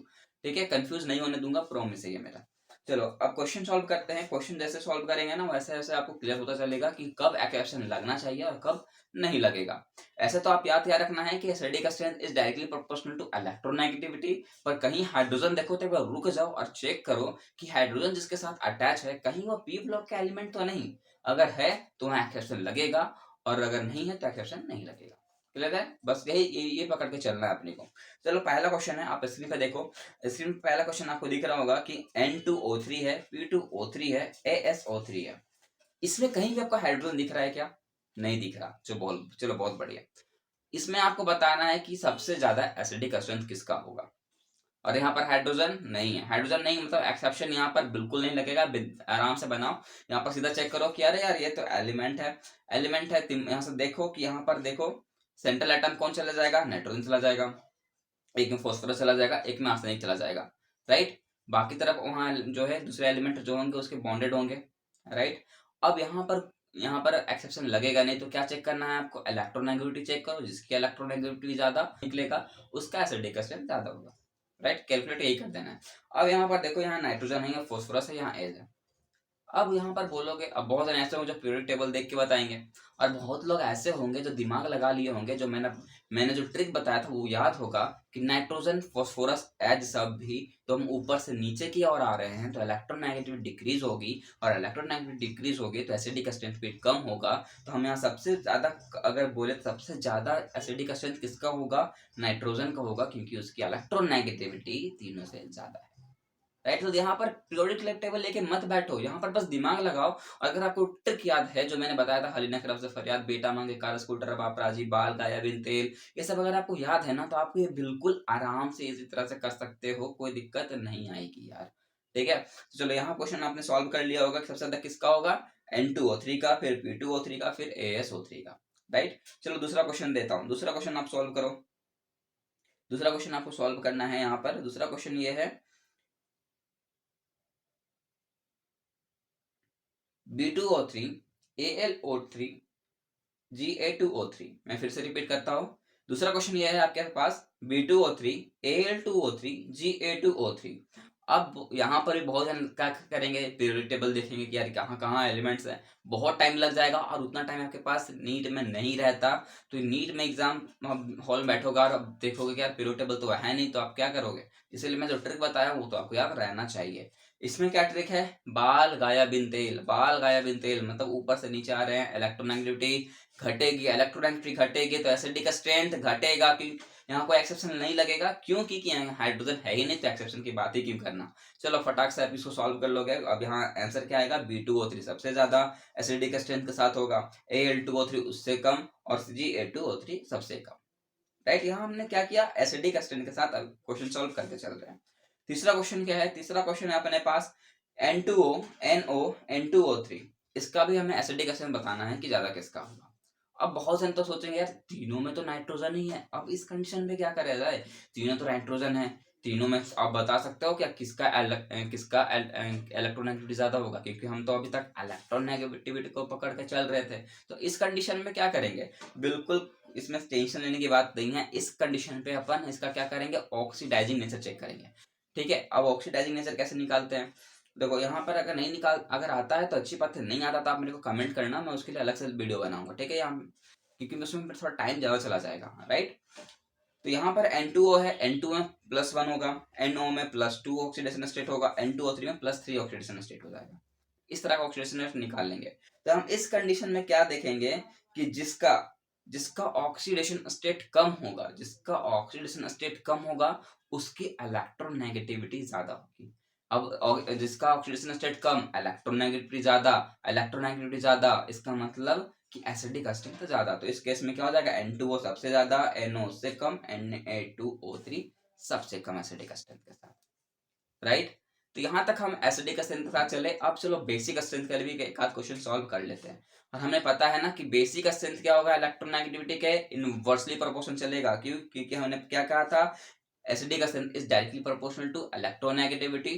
तो बेसिक स्ट्रेंथ के साथ क्या हो जाएगा, जस्ट अपोजिट हो जाएगा, राइट। यहाँ तक तो कोई दिक्कत नहीं है ना। चलो बहुत बढ़िया। अब क्वेश्चन सॉल्व करने की बारी आ गई। क्वेश्चन यहाँ के सामने ये है, क्या है, BeO, MgO, CaO और SRO। फटाफट सॉल्व करो इसको। इसमें आपको बताना है कि सबसे ज्यादा बेसिक स्ट्रेंथ किसका होगा। अब बेसिक स्ट्रेंथ किस चेक करने के लिए क्या देखो, पहले तो आप एलिमेंट देखो। क्या है यार, यहाँ कुछ ट्रिक याद आ रहा है क्या? इस पे बिल्कुल याद आना चाहिए। बेटा मांगे कार स्कूटर बाप राजी, बेटा मांगे कार स्कूटर बाप राजी। डाउन द ग्रुप अपन आ रहे हैं, डाउन द ग्रुप अगर अपन आते हैं तो क्या होता है, डाउन द ग्रुप आते हैं, इलेक्ट्रोनेगेटिविटी कम होती है, इलेक्ट्रोनेगेटिविटी कम होगी, एसिडिक स्ट्रेंथ कम होगा, एसिडिक स्ट्रेंथ कम, इसका मतलब बेसिक स्ट्रेंथ ज्यादा। और बेसिक स्ट्रेंथ ज्यादा किसका होगा, स्कूटर का। तो स्कूटर मतलब SR, तो सबसे ज्यादा होगा SR का, उससे कम होगा CaO का, उससे कम MgO का, सबसे कम BeO का। यार आप लोग को दिक्कत तो नहीं हो रहा ना यहाँ तक समझने में? कोई डाउट तो नहीं आ रहा कि बार बार हम इलेक्ट्रोनेगेटिविटी पे जा रहे हैं कि डायरेक्टली प्रोपोर्शनल इनवर्सली प्रोपोर्शनल कर रहे हैं? देखो मैं अभी तक यही कहूंगा कि अभी तक हमने इलेक्ट्रोनेगेटिविटी को ज्यादातर तो डायरेक्टली प्रोपोर्शनल से ही समझा है। चाहे वो बॉन्ड ऑर्डर के केस में हो, बॉन्ड एनर्जी के केस में हो, बॉन्ड एंगल के केस में हो, हाइब्रिडाइजेशन के केस में हो, है ना, ये सब के केस में हमने सिर्फ और सिर्फ इलेक्ट्रोनेगेटिव डायरेक्टली प्रोपोर्शनल ही समझा है, यहाँ तक कि एसिडिक स्ट्रेंथ के साथ भी। वो तो बस एक्सेप्शन वाला केस था कि पी ब्लॉक के एलिमेंट थे और उसके साथ अगर हाइड्रोजन है तो उस केस में हमने बोल दिया कि इलेक्ट्रोनेगेटिविटी को इनवर्सली प्रोपोर्शनल समझना है एटॉमिक एसिडिक स्ट्रेंथ से। बाकी तो हमने कोई डाउट वहां है नहीं, और बाकी जब क्वेश्चन सॉल्व करते चलेंगे ना अपन, तो वो भी डाउट नहीं रहेगा। देखो यार अभी अगर सोच रहे होगा ना कि यहाँ गलत हो जा रहा हूँ तो बाद में क्या होगा, ऐसा बिल्कुल नहीं सोचा यार। अभी गलत हो रहा है ना, बाद में गलत नहीं होगा ये सोचो, ठीक है। हमेशा पॉजिटिव सोचो, नेगेटिविटी की बात मत करो, क्योंकि नेगेटिव सोचने के लिए बहुत लोग हैं जो आपको ऐसा बात बोलेंगे तो नेगेटिव सोच आ जाता है। तो आप खुद तो पॉजिटिव रहना पड़ेगा ना, क्योंकि नेगेटिव बोलना नहीं चाहता, पर देखिए खुद पॉजिटिव रहो, बस काफी है। अगर आपको ये लेक्चर अच्छा लग रहा होगा ना, तो मैं तो ये रिक्वेस्ट करूंगा कि आप चैनल को सब्सक्राइब कर लो और वीडियो को लाइक और कमेंट जरूर करना, ठीक है। तो अब आगे बढ़ते हैं। आगे हमारा टॉपिक है पोलराइजेशन। देखो पोलराइजेशन की बात करें तो पोलराइजेशन का मतलब होता है चार्ज। क्या होता है, चार्ज। अब चार्ज भी होते हैं दो तरह के, पॉजिटिव और नेगेटिव, सबको पता है। चार्ज को डिनोट करते हैं किसके साथ, क्यू के साथ, राइट। यहाँ तक भी कोई दिक्कत नहीं है। अब पोलराइजेशन में केस में ये समझना है ना कि पोलराइजेशन के पास दो केस आता है। क्यों? क्योंकि चार्ज दो तरह के होते हैं, पॉजिटिव और एक नेगेटिव, राइट। अब चार्ज तो दो तरह के होते हैं। अब पॉजिटिव अब है तो क्या होगा, नेगेटिव है तो क्या होगा, वो देखो आप स्क्रीन पे देखते चलो, स्क्रीन पे आपको रिफ्लेक्ट होता रहेगा, स्क्रीन पे आप देखो, ठीक है। जिस तरह की मैंने यहाँ लिखा है ना कि चार्ज लिखा है, दो एरो बनाए हैं, पॉजिटिव और एक नेगेटिव लिखा है। अब देखो यहाँ पर हमें पता है आयन दो होते हैं, एक एनायन एक कैटायन। क्या होता है मैंने पहले स्टार्टिंग में बता दिया, फिर से बताता हूँ। एनायन है तो नेगेटिव चार्ज, कैटायन है तो पॉजिटिव चार्ज, राइट। जैसे कि हमने एक एग्जांपल भी लिया है, जैसे NaCl होता है, राइट। Na में क्या होता है, पॉजिटिव होता है, Cl में क्या होता है, नेगेटिव होता है। ऐसा आता क्यों है, क्योंकि हमें पता है नेगेटिव चार्ज आया है, मतलब ये Cl क्या किया है, इलेक्ट्रॉन को लिया होगा। और सोडियम पॉजिटिव चार्ज क्यों आया है, क्योंकि वो एक इलेक्ट्रॉन उसको दिया है, राइट, एक इलेक्ट्रॉन उसको दिया है। देखो यहाँ पर बॉन्डिंग नहीं बना है, NaCl में बॉन्डिंग नहीं बना। ऐसा नहीं बोलना कि यार एक इलेक्ट्रॉन उसने शेयर पे लगा दिया, ऐसा किसी ने नहीं किया, किसी ने शेयर पे नहीं लगाया है, इसने डोनेट कर दिया है। आप बोलोगे सर ऐसा कैसे, बहुत देखो बहुत ही सिंपल सा लॉजिक है इस पे।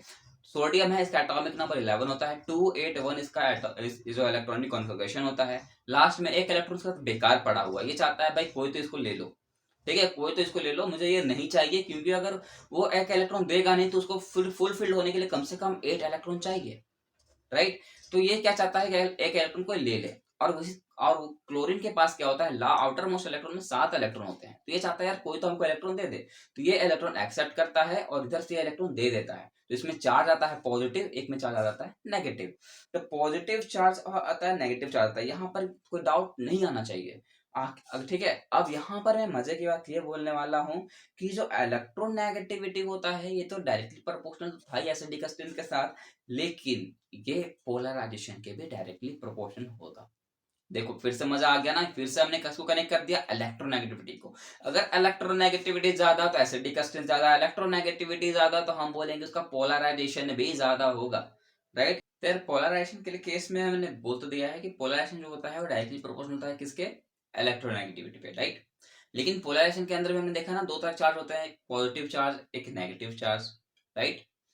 उसी तरह ये चार्ज तो होते हैं लेकिन दो तरह का बॉन्ड बनाता है ये। एक होता है कोवेलेंट कैरेक्टर बॉन्ड या फिर बोलो कोवेलेंट कैरेक्टर, एक होता है आयोनिक बॉन्ड या फिर आयोनिक कैरेक्टर। तो आयोनिक बॉन्ड या आयोनिक कैरेक्टर का मतलब समझ में ही आ रहा होगा कि इसमें आयंस हमें शो होता हुआ दिखेगा, या तो पॉजिटिव या तो फिर नेगेटिव, पॉजिटिव होगा तो कैटायन, नेगेटिव होगा तो एनायन।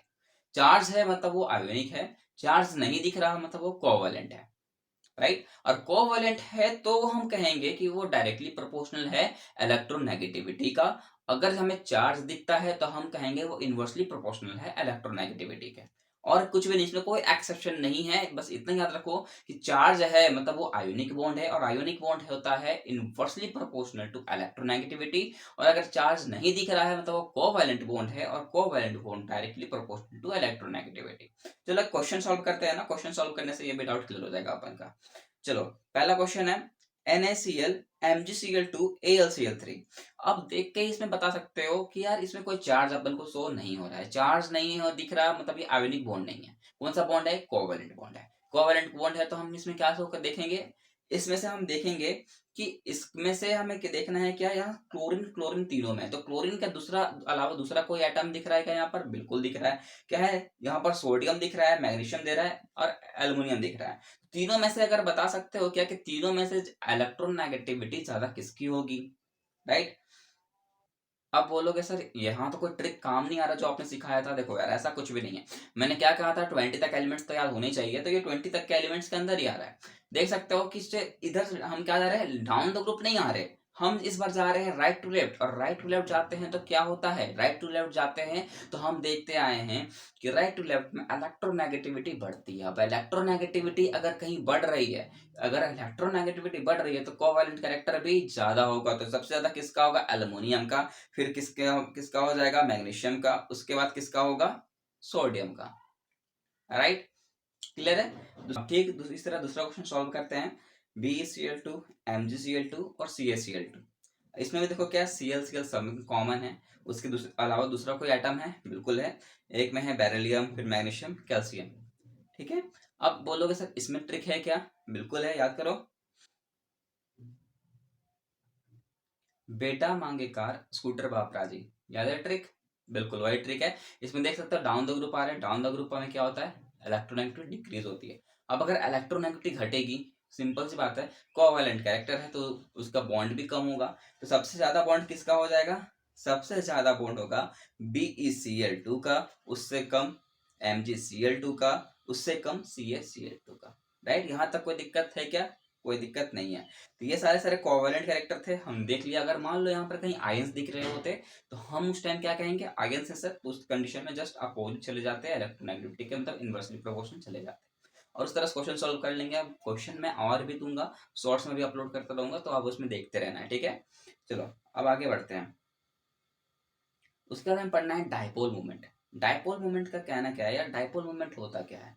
डायपोल मोमेंट कुछ भी नहीं है। डायपोल मोमेंट में बस ये याद रखो कि ये भी डायरेक्टली प्रोपोर्शनल होता है इलेक्ट्रोनेगेटिविटी के। इलेक्ट्रोनेगेटिविटी जिसकी बढ़ती रहेगी, डायपोल मोमेंट उसका ज्यादा होगा। अगर वो है तो चलो मैं इसी से क्वेश्चन आपको करवा देता हूँ। हमने अभी सीखा ना, यही चलो NaCl लेते हैं, MgCl2 है, AlCl3 है।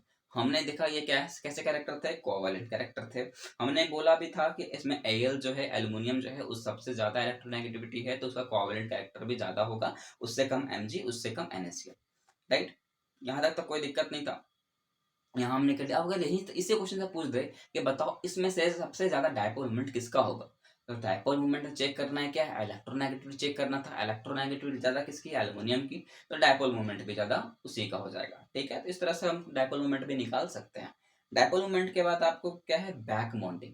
बैक बॉन्डिंग बहुत ही मजेदार चीज है और इससे नीट में क्वेश्चन आते भी हैं, तो इसको जरा भी मिस मत करना। ठीक है, अब क्वेश्चन इसमें ये आता है ना कि यार बैक बॉन्डिंग पॉसिबल किस में होती है, बैक बॉन्डिंग होता क्या है, कब होगा कब नहीं होगा। देखो यार, बैक बॉन्डिंग करने के लिए ना दो इसके लिए पॉसिबिलिटी आती है। इसके लिए दो पॉसिबिलिटी है, वो क्या क्या है मैं बताता हूँ, आप स्क्रीन पे देखते रहो। ठीक है, इसका पहला पॉसिबिलिटी क्या है, कहता है वो देखो।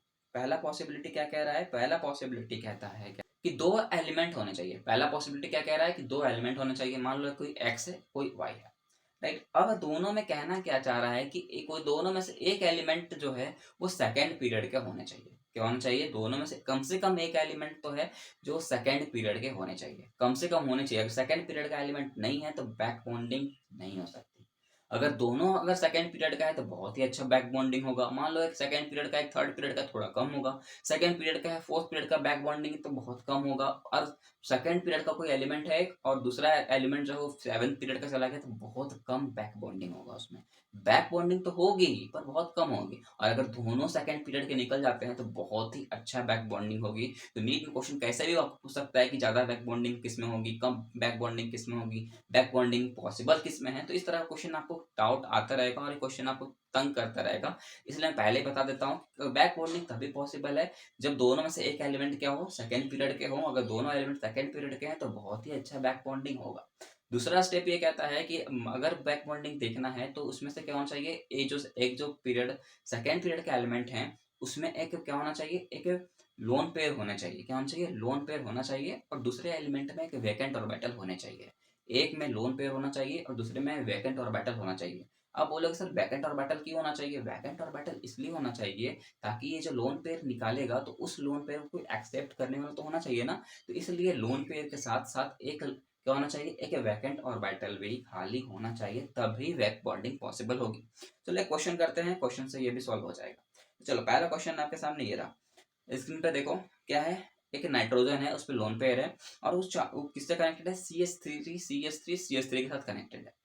अब देखो यहाँ पर क्या हो रहा है, देखो नाइट्रोजन किस पीरियड पे आता है, सेकंड पीरियड पे आता है क्या, बिल्कुल आता ही है ना, बिल्कुल आता है। अब नाइट्रोजन सेकंड पीरियड का है, चलो एक पॉसिबिलिटी तो कंप्लीट हो गई।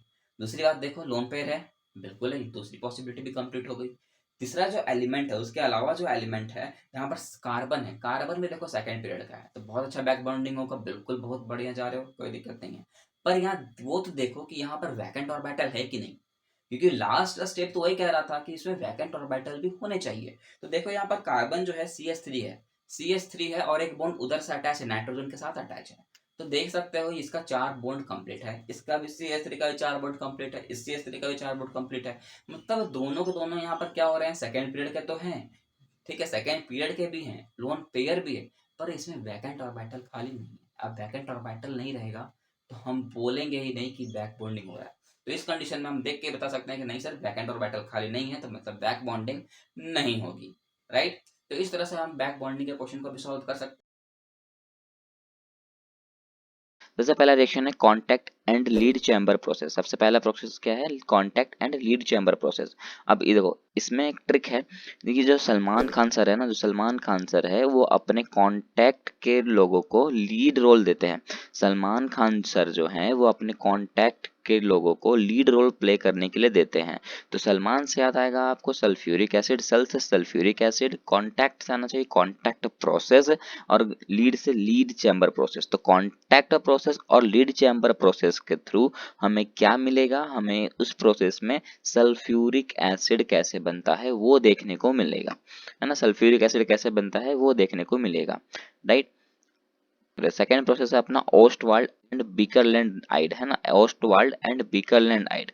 इस वाले प्रोसेस से हमें देखने को मिलेगा कि नाइट्रिक एसिड कैसे फॉर्म होती है। और इसका ट्रिक बताता हूँ कि जो नाइट होती है, नाइट के समय में बाहर क्या होती है, ओस गिरती है। नाइट के समय में बाहर क्या होती है, ओस गिरती है।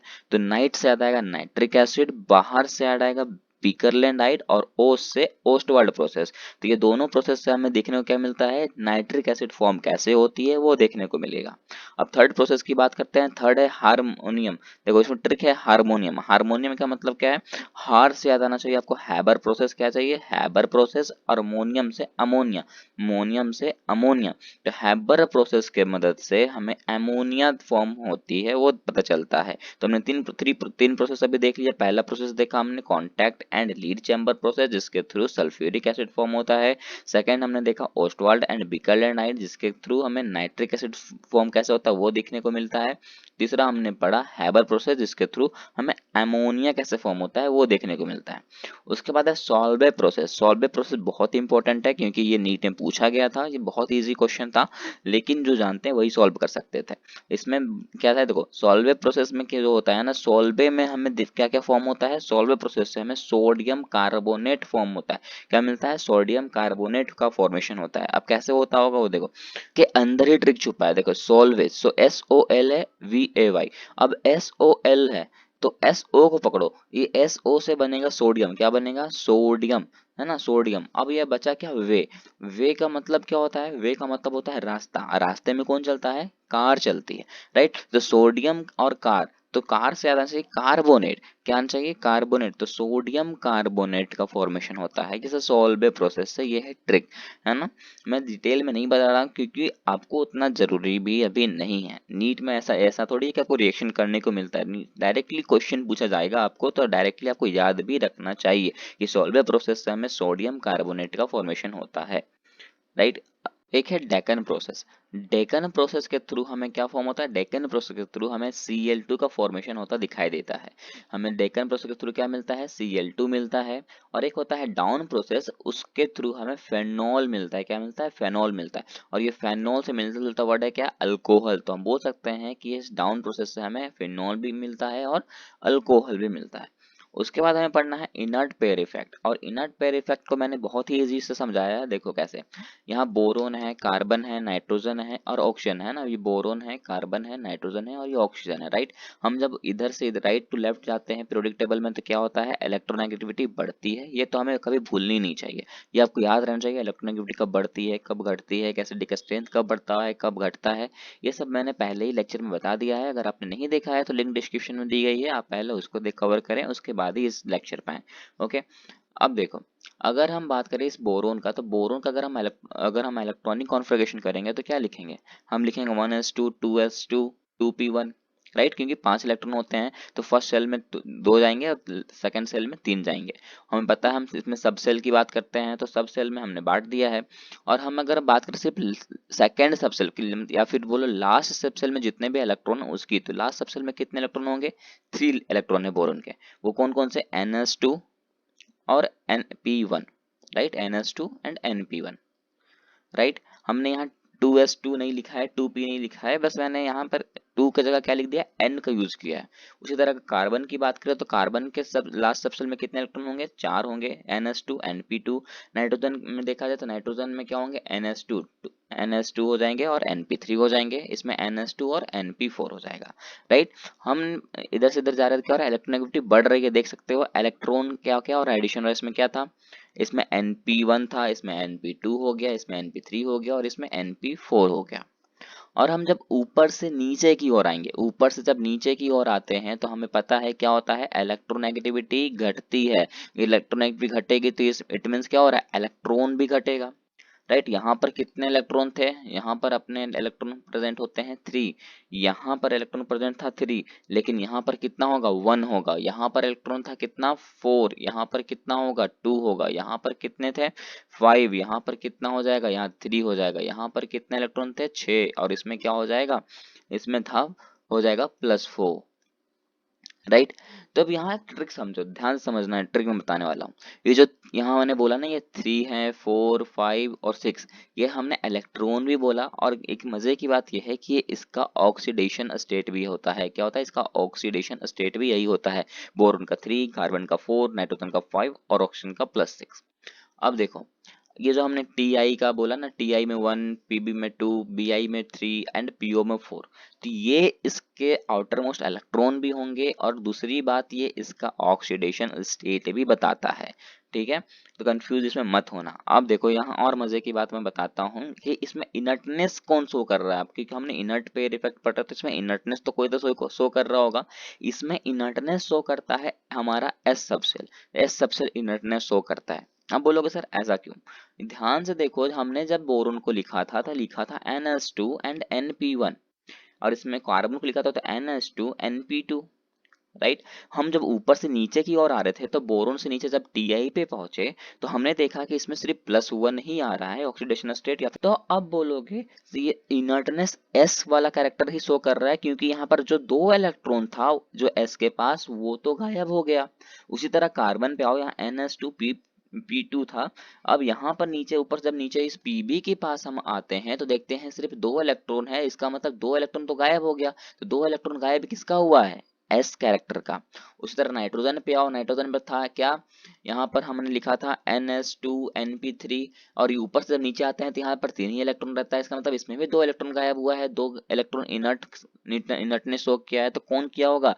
एस कैरेक्टर वाला ही किया होगा। तो यहाँ पर हमें इनर्ट इनर्ट पेयर इफेक्ट यहाँ पर देख सकते हो कि कौन शो करता है, तो एस कैरेक्टर शो करता है। क्लियर है?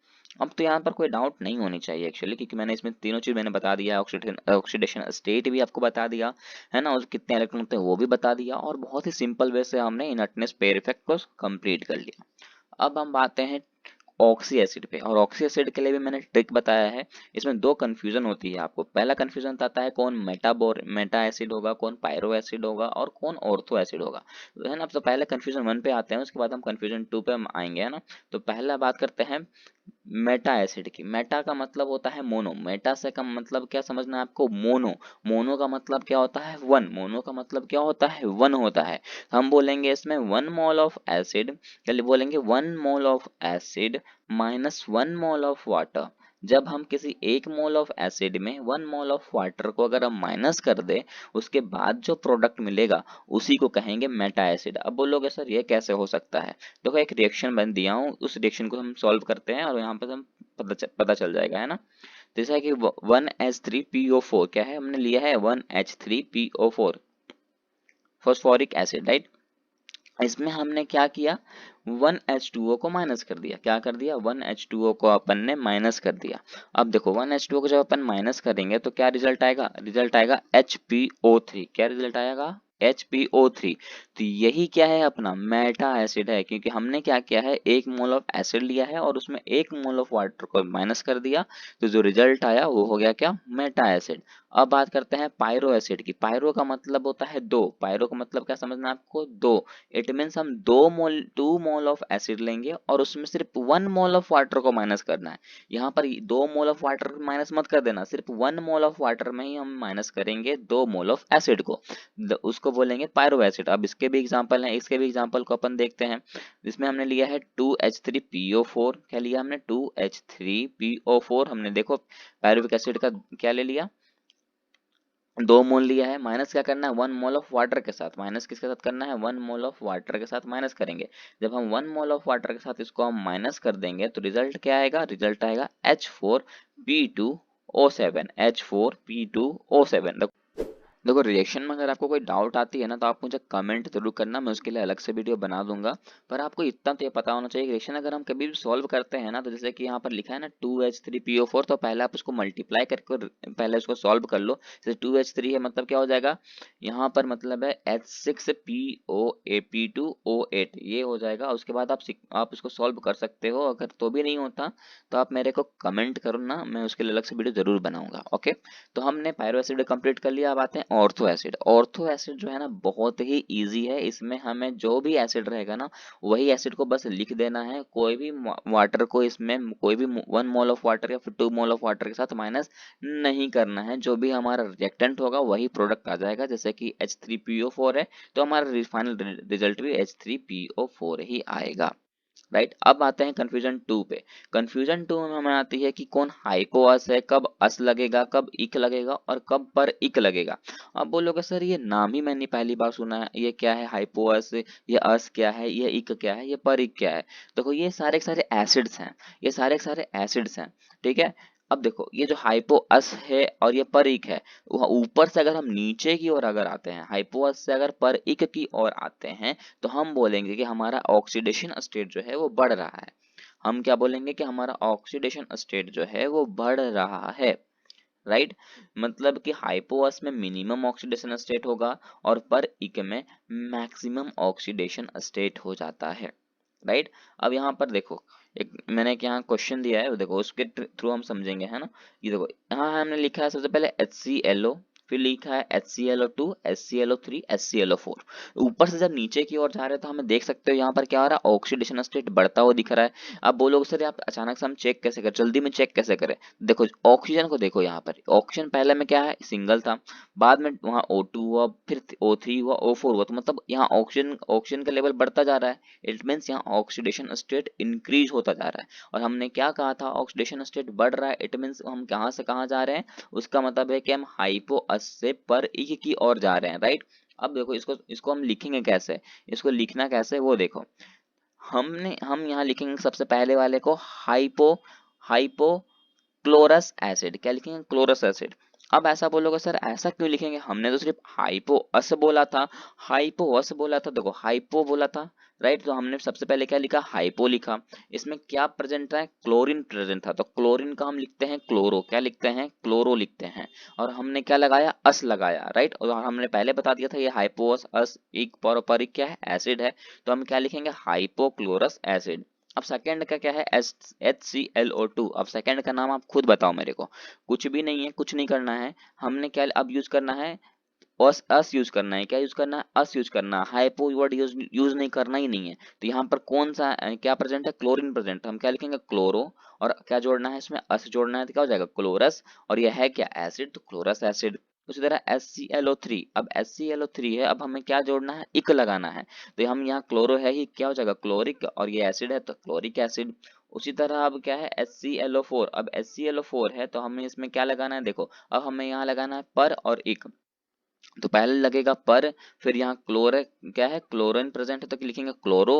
अब क्या है IC मतलब एक, तो क्या हो जाएगा पर क्लोरिक एसिड, क्या हो जाएगा पर क्लोरिक एसिड, राइट। देखो ये भी कंफ्यूजन अपन ने क्या कर लिया, क्लियर कर लिया, राइट। और इसमें इंपॉर्टेंट बात यह है कि different elements and different number of acid, बहुत सारे एलिमेंट डिफरेंट डिफरेंट एलिमेंट भी हो सकते हैं, और उसके एसिड का जो नंबर हमने लिखा है ना वो भी अलग अलग हो सकते हैं। तो उसमें कंफ्यूजन मत होना, बस यही ट्रिक आपको याद होना चाहिए कि जब हम हाइपो अस से पर इक की ओर आते हैं तो ऑक्सीडेशन स्टेट बढ़ती है, देख सके हमने देखा था, है ना। और कब हाइपोस लगेगा, कब अस लगेगा, कभी कब बरिक, तो आप उस तरह का सीक्वेंस से आप देख सकते हो। ये चार को आपको एग्जांपल दे दिया जाता है, उसके बाद ही आपको ये क्वेश्चन पूछेगा, राइट।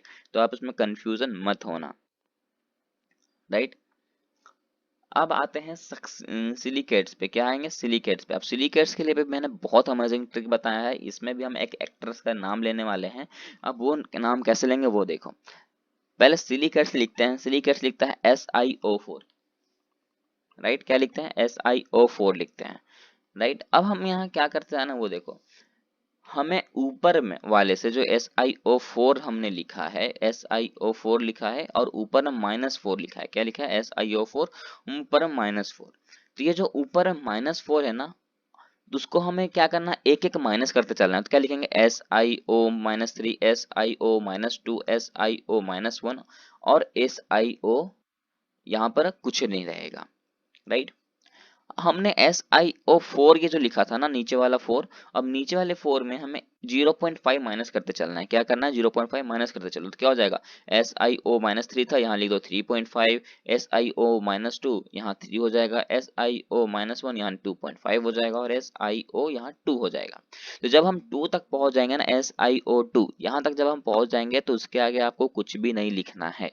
अब यहाँ पर देखो ट्रिक, यहाँ पर अपने ट्रिक हम बताते हैं। ओ प्रियंका चोपड़ा, तुम 2D मूवी बनाती हो, 3D मूवी क्यों नहीं बनाती, तुम 2D मूवी बनाती हो, 3D मूवी क्यों नहीं बनाती। अब बोलोगे सर ये कैसा ट्रिक है, ये क्या फालतू ट्रिक है। देखो अब मैं बताता हूँ इसका नाम, है ना, इसका नाम मैं बताता हूँ। ओ से याद आना चाहिए आपको ऑर्थोसिलिकेट्स, पी से पायरोसिलिकेट, सी से साइक्लिक सिलिकेट, 2 से 2D सिलिकेट्स और 3D से 3D सिलिकेट्स। ओ से क्या ऑर्थोसिलिकेट्स, पी से पायरोसिलिकेट्स, सी से साइक्लिक सिलिकेट्स और 2D से 2D सिलिकेट्स और 3D से 3D सिलिकेट्स।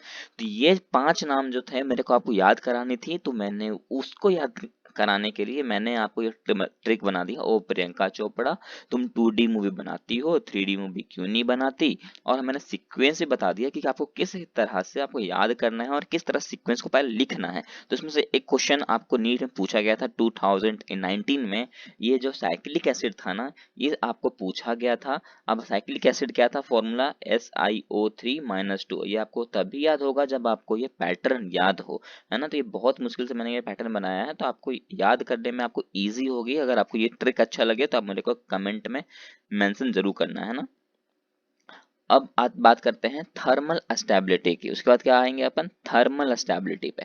अब थर्मल स्टेबिलिटी को भी मैंने बहुत इजी ट्रिक से साथ समझाया। अब उसमें भी क्या समझना है हमें, थर्मल स्टेबिलिटी में भी हमें देखना है कोवैलेंट कैरेक्टर और आयोनिक कैरेक्टर को।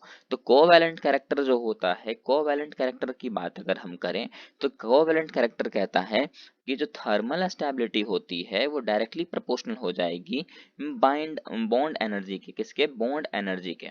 बॉन्ड एनर्जी का मतलब क्या होता है, बॉन्ड एनर्जी का मतलब होता है कि बॉन्ड एनर्जी का मतलब है कि बॉन्ड को तोड़ने के लिए एनर्जी। और हमें पता है ट्रिपल बॉन्ड की बॉन्ड एनर्जी ज्यादा होती है, ट्रिपल बॉन्ड की बॉन्ड एनर्जी जो होती है ज्यादा होती है, क्योंकि हमें इसको तोड़ने के लिए ज्यादा एनर्जी देनी पड़ती है। और हमें ये भी पता होगा कि अगर आपने मेरा पहला लेक्चर देखा है तो उसमें मैंने कनेक्ट भी किया था कि अगर बॉन्ड एनर्जी ज्यादा होगी तो एस परसेंटेज भी ज्यादा होगा, और एस परसेंटेज ज्यादा होगा इट मीन्स उसकी इलेक्ट्रोनेगेटिविटी भी ज्यादा होगी। ये तो आपको पता होगा। तो इसका मतलब कोवैलेंट कैरेक्टर भी हमें पहचानना है। तो हमें ये देखना होगा कि कोवैलेंट कैरेक्टर में जिसकी इलेक्ट्रोनेगेटिविटी ज्यादा होगी उसका थर्मल स्टेबिलिटी भी ज्यादा होगा। इसको भी कनेक्ट हमने कर दिया इलेक्ट्रोनेगेटिविटी के साथ। अब है दूसरा है आयोनिक। आयोनिक के अंदर दो चीज आती है, एक होता है मोनो एटॉमिक और एक होता है पॉली एटॉमिक। मोनो एटॉमिक कहने का मतलब किसी एक एटम के साथ एक ही एटम अटैच हो, और तो हम बोलेंगे उसको मोनो एटॉमिक, है ना। और पॉली एटॉमिक कहने का मतलब है कि कोई एक एलिमेंट है उसके साथ कोई एक से अधिक एलिमेंट और अटैच होता है, तो हम उसको कहेंगे पॉली एटॉमिक। और दोनों में क्या होगा, चार्ज प्रेजेंट होगा, या तो चार्ज बोलो या तो फिर आयन बोलो, वो प्रेजेंट होंगे, पॉजिटिव या अदरवाइज नेगेटिव, राइट। अब आयोनिक में एक आयोनिक का क्या कहना है वो देखो। आयोनिक का कहना है कि अगर वो मोनो एटॉमिक होगा, मोनो एटॉमिक होगा तो हम कहेंगे कि वो जो थर्मल स्टेबिलिटी होगा वो डायरेक्टली प्रोपोर्शन होगा लैटिस एनर्जी के। या फिर लैटिस एनर्जी बोलो या तो बोलो इलेक्ट्रोनेगेटिविटी, बात एक ही है। तो है ना, ये भी ये चला जाएगा किसके तरह, बिल्कुल कोवैलेंट के तैसा।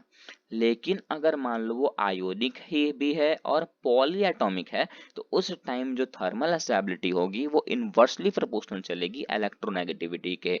अब इलेक्ट्रोनेगेटिविटी के इनवर्सली प्रोपोर्शनल चलेगी तो आपको क्या क्या याद रखना है कि बॉन्ड एनर्जी भी उसकी इनवर्सली प्रोपोर्शनल होगा, बॉन्ड ऑर्डर भी इनवर्सली प्रोपोर्शनल होगा, पोलराइजेशन भी इनवर्सली प्रोपोर्शनल होगा, एसिडिक स्ट्रेंथ भी इनवर्सली प्रोपोर्शनल हो जाएगा। तो ये आपको याद रखना है, क्योंकि मैंने इसके लिए बहुत वीडियोस बनाए हैं, शॉर्ट्स में भी डाले हैं, और हमने इससे पहले लेक्चर में भी कंप्लीट किया, तो ये आपको याद होनी चाहिए, है ना। तो पॉली एटॉमिक का कहना है कि अगर पॉली एटॉमिक होगा तो हम बोलेंगे कि जो थर्मल स्टेबिलिटी होगी वो इनवर्सली प्रोपोर्शनल होगी इलेक्ट्रोनेगेटिविटी के, और अगर मोनो एटॉमिक होगा तो thermal stability is directly proportional to electronegativity. अभी ऐसा में आपको कुछ डाउट आता जा रहा होगा ना, तो चलो उसको क्वेश्चन के थ्रू अपन सॉल्व करते हैं, है ना। क्वेश्चन मैंने दिया है, क्या क्या लिया है मैंने, HF, Cl, Br और HI। क्या लिया है, HF, HCl, HBr और HI, ये मैंने लिया है, राइट। अब बताना है आपको कि इसमें से ज्यादा थर्मल स्टेबिलिटी किसकी होगी। कोवैलेंट को पहचानना, तो देखो यहाँ पर कोई चार्ज नहीं दिख रहा होगा आपको, कोई भी चार्ज दिख रहा है क्या, कोई भी आयंस दिख रहा है आपको, किसी में पॉजिटिव या नेगेटिव दिख रहा है, नहीं दिख रहा, मतलब ये कैसा कैरेक्टर है, कोवैलेंट कैरेक्टर है, बिल्कुल सही। अब यहाँ पर आपको थर्मल स्टेबिलिटी बताना है ज्यादा किसकी है, तो आपको ये देखना होगा कि ज्यादा इसमें इलेक्ट्रोनेगेटिविटी किसकी है, ज्यादा इलेक्ट्रोनेगेटिविटी किसकी होगी। देखो अब अगर आप पीरियोडिक टेबल याद होगा तो मैंने वहां बताया हुआ था कि फालतू क्लोरीन बर्बाद आइसक्रीम एट, फालतू क्लोरीन बर्बाद आइसक्रीम एट मैंने कहा था कहीं पर, देखो इस जगह पे है ना, ये देखो राइट।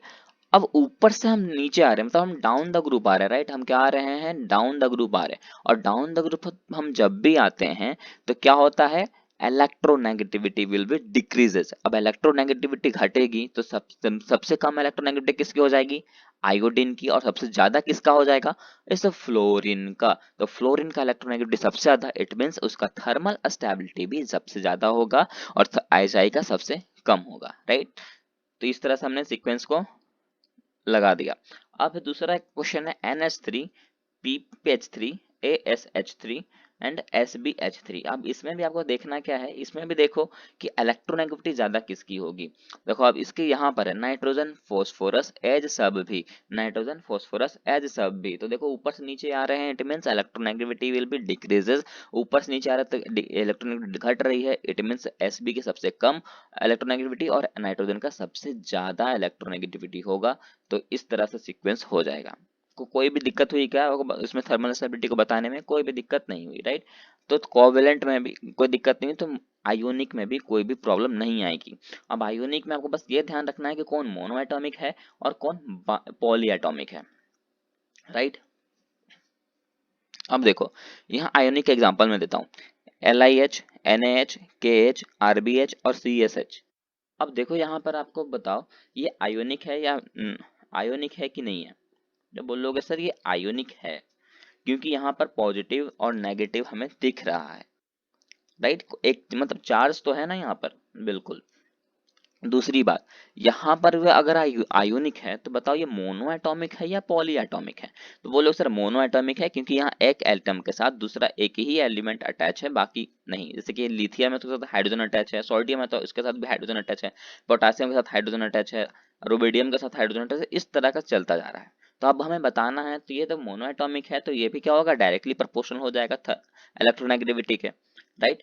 तो देखो यहाँ पर हमें थर्मल स्टेबिलिटी बताना है, तो देखो कि सबसे ज्यादा इलेक्ट्रोनेगेटिविटी किसकी है, सबसे ज्यादा इलेक्ट्रोनेगेटिविटी किसकी, वो देखने के लिए आपको ये याद होना चाहिए, इसका ट्रिक क्या था कि हलीना के रब से फरियाद, क्या था, हलीना के रब से फरियाद, राइट। तो ऊपर से नीचे की ओर आ रहे हैं, it means down the group आ रहे हैं, इलेक्ट्रोनेगेटिविटी डिक्रीज होगा। तो सबसे ज्यादा इलेक्ट्रोनेगेटिविटी हो जाएगा हाइड्रोजन के पास, उसके बाद आएगा लिथियम के पास, उसके बाद सोडियम के पास, उसके बाद रुबिडियम के पास, और उसके बाद अपना CS के पास, राइट। नेक्स्ट क्वेश्चन आप सोल्व करोगे, LiCl है, NaCl है, KCl है, RbCl है, CSCl है। आप इसको सॉल्व करो, इसमें ज्यादा टाइम नहीं लगना चाहिए, बस आप चेक करो कि इसमें इलेक्ट्रोनेगेटिविटी ज्यादा किसकी होगी। तो देखो इसको इलेक्ट्रोनेगेटिविटी याद रखनी है, तो कुछ भी नहीं है, ये भी वही है, हलीना के रब से फरियाद वाला ही ट्रिक लगाना है आपको। लिथियम है, सोडियम है ना, पोटासियम है, तो इस पर से नीचे आ रहे हैं, तो सिंपल सी बात है, लिथियम के पास इसमें सबसे ज्यादा इलेक्ट्रोनेगेटिविटी है, और यहाँ पर हमारा Cl जो Ca है, CS है, उसमें सबसे कम है। तो इस तरह से सीक्वेंस बन जाएगा, राइट। अब तो यहाँ पर तो कोई दिक्कत नहीं होनी चाहिए, इस तरह क्वेश्चन अगर आएगा एग्जाम में तो आप सॉल्व कर सकते हो। अब बात करते हैं पॉली एटॉमिक की। पॉली एटॉमिक आपको देखना है, देखो MgCO3 है, CsCO3 है, SrCO3 है, BaCO3 है, राइट। अब देखो यहाँ देख ही सकते हो कि यहाँ एक एलिमेंट के साथ एक से अधिक एटम अटैच है, राइट। जैसे कि मैग्नीशियम, उसमें कार्बन भी अटैच है और ऑक्सीजन भी है। कैल्शियम है तो उसमें कार्बन भी, यहाँ पर क्या है, कार्बन भी है और ऑक्सीजन भी है, राइट। तो इस तरह का आपको देख सकते हो यहाँ पॉली एटॉमिक है। और पॉली एटॉमिक में हमने कहा था कि जो थर्मल स्टेबिलिटी होती है वो इनवर्सली प्रोपोर्शनल हो जाती है इलेक्ट्रोनेगेटिविटी के। तो यहाँ पर भी आप क्या चेक करो, इलेक्ट्रोनेगेटिविटी चेक करो, या तो आप चेक करो एटॉमिक साइज, क्योंकि हमने कहा है एटॉमिक साइज जो होता है वो डायरेक्टली इनवर्सली प्रोपोर्शनल होता है इलेक्ट्रोनेगेटिविटी पे। पर मैं ये आपको बताऊंगा कि आप सिर्फ इलेक्ट्रोनेगेटिविटी को चेक करो, रिजल्ट ऑटोमेटिकली सही आएगा। देखो यहाँ क्या है, मैग्नीशियम है, फिर कैल्शियम है, ये सब है ना। तो मैग्नीशियम है यार, कैल्शियम है, ये देखो ये रहा, बेटा मांगे कार स्कूटर बाप राजी, ये कुछ ट्रिक है आपको, ये मैंने बताया था। तो ऊपर से नीचे की ओर आ रहे हैं, डाउन द ग्रुप आ रहे हैं, तो डाउन द ग्रुप आएंगे तो हमें पता चलेगा इलेक्ट्रोनेगेटिविटी घट रही है। और सबसे कम इलेक्ट्रोनेगेटिविटी होगी इस Ba के पास, किसके पास, इस Ba के पास। अगर इसकी इलेक्ट्रोनेगेटिविटी कम है तो होना तो चाहिए था कि इसका थर्मल स्टेबिलिटी भी कम हो, पर ये क्या है, पॉली एटॉमिक है। और अगर पॉली एटॉमिक है ना, तो पॉली एटॉमिक के लिए क्या था, इनवर्सली प्रोपोर्शनल। तो मतलब कि इसका इलेक्ट्रोनेगेटिविटी तो कम होगा Ba का, पर इसका थर्मल स्टेबिलिटी इसमें ज्यादा होगा, राइट। और सेकंड क्वेश्चन आप खुद सॉल्व करोगे, LiNO3 NaNO3 KNO3 RbNO3 CsNO3। ये भी बहुत सिंपल है, कुछ भी नहीं किया हमने, ऊपर से इसका इलेक्ट्रोनेगेटिविटी चेक करो और उसका इनवर्सली प्रोपोर्शनल कर दो। जैसे लिथियम है, फिर सोडियम है, हलीना के रफ से फरियाद है ना, हलीना के रफ से फरियाद, ये वाला ट्रिक लगाना है, ऊपर से नीचे आ रहे हैं, इलेक्ट्रोनेगेटिविटी घट रही है, जिसकी इलेक्ट्रोनेगेटिविटी कम होगी उसकी थर्मल स्टेबिलिटी ज्यादा होगी। कुछ भी हमने नहीं किया, बहुत इजी से हमने ये भी कंप्लीट कर लिया। अब बात करते हैं डाई नाइट्रोजन की। डाई नाइट्रोजन को हम लिखेंगे किससे लिखते हैं, N2 के साथ, राइट। किससे लिखते हैं, N2 के साथ लिख देते हैं, राइट। अब ये डाई नाइट्रोजन है ना, इसमें हमें दो फेज को पढ़ना है। पहला है प्रिपरेशन फेज, दूसरा है हमें रिएक्शन फेज। पहला क्या पढ़ना है हमें, प्रिपरेशन फेज, और दूसरा हमें पढ़ना है रिएक्शन फेज। अब बोलोगे सर ऐसा क्यों, इसको भी मैं एक ट्रिक बताता हूँ। देखो, हम लोग कभी घर में रोटी तो बनाते ही होंगे।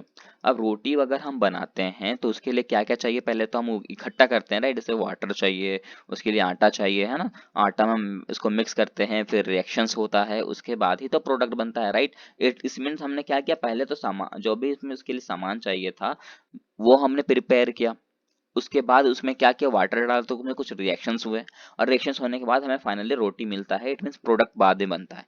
तो डाई नाइट्रोजन के साथ भी उसी तरह करना है, पहले हमें उसको प्रिपेयर करना होगा कि पहले नाइट्रोजन N2 बनेगा कैसे, और बनने के बाद उसके बाद कुछ रिएक्शन अपन करके देखेंगे, रिएक्शन करने के बाद क्या प्रोडक्ट बनता है वो हमें चेक करना है। तो पहला आपको मैं एग्जांपल देता हूँ यहाँ पर, NH4Cl प्लस NaNO2। अब जब हम NH4Cl और प्लस NaNO2 को जब हम मिलाएंगे तो रिएक्शन तो होगा ही होगा। अब रिएक्शन क्या होगा वो देखो, प्रिपरेशन हम कर रहे हैं, अब प्रिपेयर करना है हमें क्या, N2 को प्रिपेयर करना है। N2 हमें किसी भी हाल में चाहिए, डाई नाइट्रोजन हमें किसी भी हाल में चाहिए। तो अब डाई नाइट्रोजन अगर चाहिए हमें, तो इस रिएक्शन में क्या करो, इस रिएक्शन में हमें क्या करना पड़ेगा, जितने भी वाटर मॉलिक्यूल है, जितने भी वाटर मॉलिक्यूल हैं उसको हटाना पड़ेगा। तो वाटर मॉलिक्यूल को हटाने के लिए अपन क्या करेंगे, उसको हीट करेंगे, हीट देंगे तो जितने भी वाटर मॉलिक्यूल होंगे वो हट जाएंगे। जैसे कि NH4Cl है और यहाँ NaNO2 था, तो यहाँ H4 और यहाँ O2 कहाँ चला जाएगा, बाहर चला जाएगा। अब H4 और O2 बाहर चला जाएगा, और हमें पता है वाटर का फॉर्मूला क्या होता है, H2O होता है, मतलब 2 mole of hydrogen and 1 mole of oxygen, right. तो यहाँ क्या हो जाएगा, यहाँ दो दो मॉलिक्यूल ऑफ वाटर बाहर चले जाएंगे, 2H2O बाहर चला जाएगा, राइट। डायरेक्शन तो समझ आ रहा होगा आपको, अगर नहीं आ रहा तो मैं फिर से बोलूंगा कि अगर नहीं आता है तो आप मेरे को कमेंट करना, मैं उसके लिए अलग से वीडियो जरूर बनाऊंगा, ओके। अब देखो, यहाँ रिएक्शन कर लिया अपन ने, अब यहाँ उसके बाद बचा क्या, अब यहाँ बचेगा NCl और यहाँ बचेगा NaN, राइट। तो ये यहाँ नाइट्रोजन, एक ये नाइट्रोजन, दोनों जब मिल जाएंगे तो कंबाइन हो जाएगा, तो क्या बन जाएगा, N2 बन जाएगा, जो कि चला जाएगा बाहर। और यहाँ जो ये क्या है, Na है, ये रहा Cl, तो ये दोनों आपस में अटैच हो जाएंगे, तो बन जाएगा NaCl, और N2 बाहर चला जाएगा। इट मीन्स हमने क्या कर लिया, N2 का प्रिपरेशन कर लिया। तो यही है हमारा प्रिपरेशन फेज, राइट। यही था हमारा प्रिपरेशन फेज। यहाँ पर आपको कोई दिक्कत तो नहीं हुई होगी, मेरे हिसाब से तो कोई भी यहाँ दिक्कत नहीं होनी चाहिए आपको। अगर फिर भी कोई दिक्कत होती है तो मेरे को कमेंट जरूर कर देना, ओके। अब बात करते हैं दूसरे एग्जांपल की। दूसरा एग्जांपल, कहीं मान लो कभी ऐसा आ जाए आपको कि लिख दिया जाए कि BaN3 होल 2, क्या लिख दिया जाए, BaN3 होल 2। अब BaN3 होल 2 है, अब बोलोगे सर इसमें हमें नाइट्रोजन कैसे निकालें, तो हम तो इसमें हीट भी नहीं कर सकते। बोलोगे हीट करेंगे तो वाटर तो है ही नहीं सर। तो वाटर अगर नहीं हो, इस ऐसा रिएक्शन है जहाँ पर वाटर हो ही नहीं, मतलब हाइड्रोजन भी ना हो और ऑक्सीजन भी ना हो, तो हम इस तरह में कैसे फाइंड आउट करेंगे कि इसमें बनेगा कि नहीं बनेगा। तो इसके लिए मैं ट्रिक बताता हूँ कि ये जो BaN3 होल 2 है ना, ये एक एक्सेप्शन है। ये एक्सेप्शन ही याद रख लेना है आपको कि BaN3 अगर होल 2 दिख जाए तो इसका मतलब जब इसको हम हीट करते हैं ना, तो फाइनली प्रोडक्ट हमारा Ba और N2 बनता है। ये डायरेक्टली आप याद ही रख लो, क्योंकि ये एक्सेप्शन है इनऑर्गेनिक केमिस्ट्री का कि BaN3 होल 2 को अपन हीट करते हैं तो हमें Ba और N2 मिलता ही मिलता है, राइट। क्योंकि देखो यार, इनऑर्गेनिक केमिस्ट्री में बहुत सारे एक्सेप्शन तो होते ही हैं, पर मैं एक ही बताता हूँ जो आपको इंपॉर्टेंट हो, ठीक है। और ये क्वेश्चन नीट में आया भी था, तो मैं इसलिए मैं आपको वो से फोकस भी कर रहा हूँ। तो ये हमारा प्रिपरेशन फेज तो कंप्लीट हो गया। अब आते हैं रिएक्शन फेज में। अब हम रिएक्शन कराएंगे, जो भी हमने प्रिपरेशन किया ना, जैसे N2 का भी प्रिपरेशन कर लिया, अब उसको रिएक्शन करवाएंगे किसी दूसरे के साथ। जैसे कि N2 लिया हमने, हमने उसको क्या किया, 6Li के साथ रिएक्शन करा दिया। किसके साथ करा दिया, 6Li के साथ रिएक्शन करवा दिया। अब 6Li के साथ जब रिएक्शन कराएंगे तो रिजल्ट हमारा क्या आएगा, 2Li3 और N। अब बोलोगे सर आप ऐसा लिखते कैसे हो, बहुत अभी भी दिक्कत आ रही होगी, तो मैं यहाँ आपको क्लियर कर देता हूँ। देखो 6Li है, मतलब यहाँ 6Li प्रेजेंट है, 6 लिथियम है, और यहाँ N2 मतलब 2 नाइट्रोजन है, राइट। अगर हम इसको यहाँ पर 2Li3 लिखे हैं, इसका मतलब क्या है, 2 × 3 क्या हो जाएगा, 6, तो हम 6Li लिखे हैं। और यहाँ क्या है, 2 × N क्या हो जाएगा, N2 हो जाएगा। तो वही तो हमने लिखा है, बस ऐड कर दिया है कि नहीं। अगर आप इसको अगर आप देखना चाहो तो आप इसको तोड़ के भी देख सकते हो, राइट। दूसरा एग्जांपल है 3Mg plus N2, 3Mg plus N2, ये क्या हो जाएगा, Mg3N2। अब बात करते हैं N2 प्लस O2, तो N2 और O2 है तो इसमें 2 2 तो कॉमन है ही, 2 2 बाहर चला जाएगा, बचाएगा क्या, NO, तो हो जाएगा 2NO, राइट। रिएक्शन में बार बार मैं कह रहा हूँ, रिएक्शन में अगर कोई डाउट हो तो आप मेरे को कमेंट जरूर करना। अब बात करते हैं अमोनिया की। अमोनिया को लिखते किससे हैं, NH3 के साथ लिखते हैं, और ये NH3 है। अब इसमें भी हम दो फेज पढ़ेंगे। पहला फेज पढ़ेंगे अपना क्या, पहला फेज है प्रिपरेशन फेज, पहले इसको प्रिपेयर करेंगे, प्रिपेयर करने के बाद इसमें कुछ रिएक्शंस करेंगे, रिएक्शन करने के बाद जो प्रोडक्ट आएगा वो भी देखेंगे। तो पहले आते हैं प्रिपरेशन फेज में। प्रिपरेशन फेज हम प्रिपेयर कर रहे हैं, तो अमोनिया का प्रिपेयर करने के लिए सबसे पहले हमें यूरिया को लेंगे। किसको लेंगे, यूरिया को लेते हैं। और यूरिया का फॉर्मूला क्या होता है, NH2CO NH2, क्या होता है, NH2CO NH2। ये बहुत इंपॉर्टेंट है आपको, लेकिन यूरिया का तो आपको याद रहना ही चाहिए फॉर्मूला, क्योंकि इससे क्वेश्चन आते ही आते हैं। तो यूरिया का फॉर्मूला होता है NH2CO NH2, राइट। अब यहाँ हम कैसे फाइंड आउट कर सकते हैं, यहाँ पर हम कैसे हम अमोनिया बनाएंगे। देखो हम इससे पहले जो प्रोसेस देख रहे थे वहां पर डाई नाइट्रोजन बना रहे थे, तो डाई नाइट्रोजन में अपन हीट करके जितने भी वाटर मॉलिक्यूल थे उसको बाहर कर रहे थे। लेकिन अमोनिया अगर हमें बनाना है ना, तो उसमें हमें वाटर मॉलिक्यूल को ऐड करना होगा। क्या करना पड़ेगा, वाटर मॉलिक्यूल को ऐड करना पड़ेगा। देखिए यहाँ NH2 है, CO है, NH2 है, हमने क्या किया, एक वाटर मॉलिक्यूल को ऐड कर दिया। तो एक H2O होता है, राइट। तो एक H चला जाएगा NH2 के पास, दूसरा H चला जाएगा फिर से NH2 के पास, और एक O चला जाएगा इस CO के पास। तो CO के पास जो ऑक्सीजन क्या वो बन जाएगा CO2, और CO2 बन के रिलीज हो जाएगा, बाहर चला जाएगा। अब यहाँ क्या हुआ, यहाँ NH2 था, यह एक H यहाँ चला गया, क्या हो जाएगा, NH3 बन जाएगा। ये भी NH2 था, एक H यहाँ गया तो क्या बन जाएगा, NH3 बन जाएगा।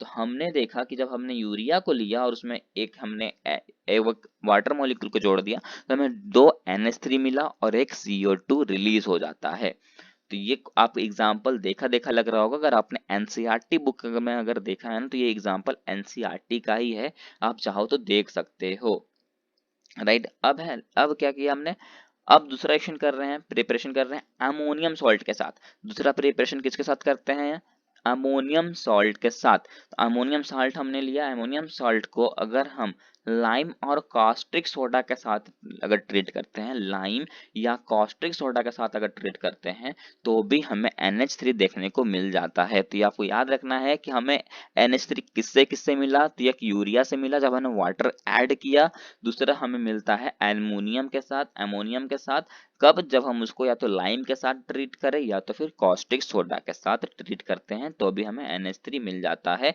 और हमें याद करो, हमने पहले भी देखा था एक कि हार्बर प्रोसेस, और हार्बर प्रोसेस से हमने देखा था क्या मिलता है, तो अमोनियम मिलता है, जो कि मैंने ट्रिक भी आपको बताया था, राइट। तो ये तीन चीज से हमें अमोनियम मिल जाता है। अब ये जो अमोनिया है ना, अमोनिया समझो ना, ये दो चीज से रिएक्ट कर सकता है, एक मेटल के साथ, दूसरा नॉन मेटल के साथ। तो अगर ये अमोनिया मेटल के साथ अगर रिएक्ट करता है तो कॉम्प्लेक्स कंपाउंड बनाएगा।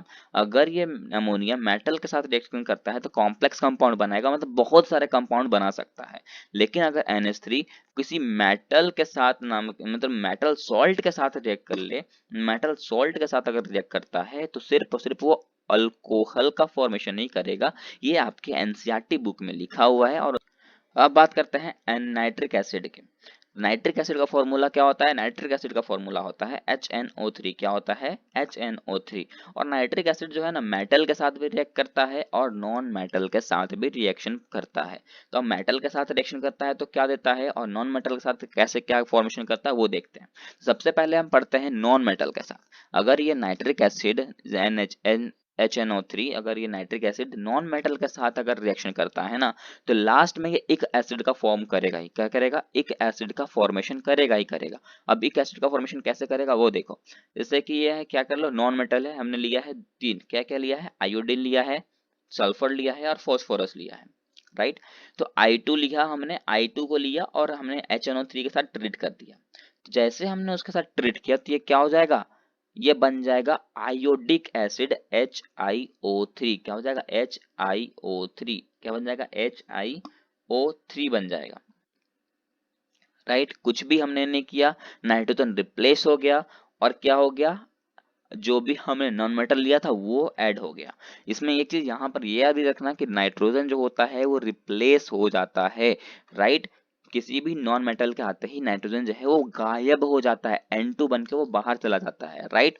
तो देखो, दूसरा हमने लिया था सल्फर, सल्फर हमको लिया है S8।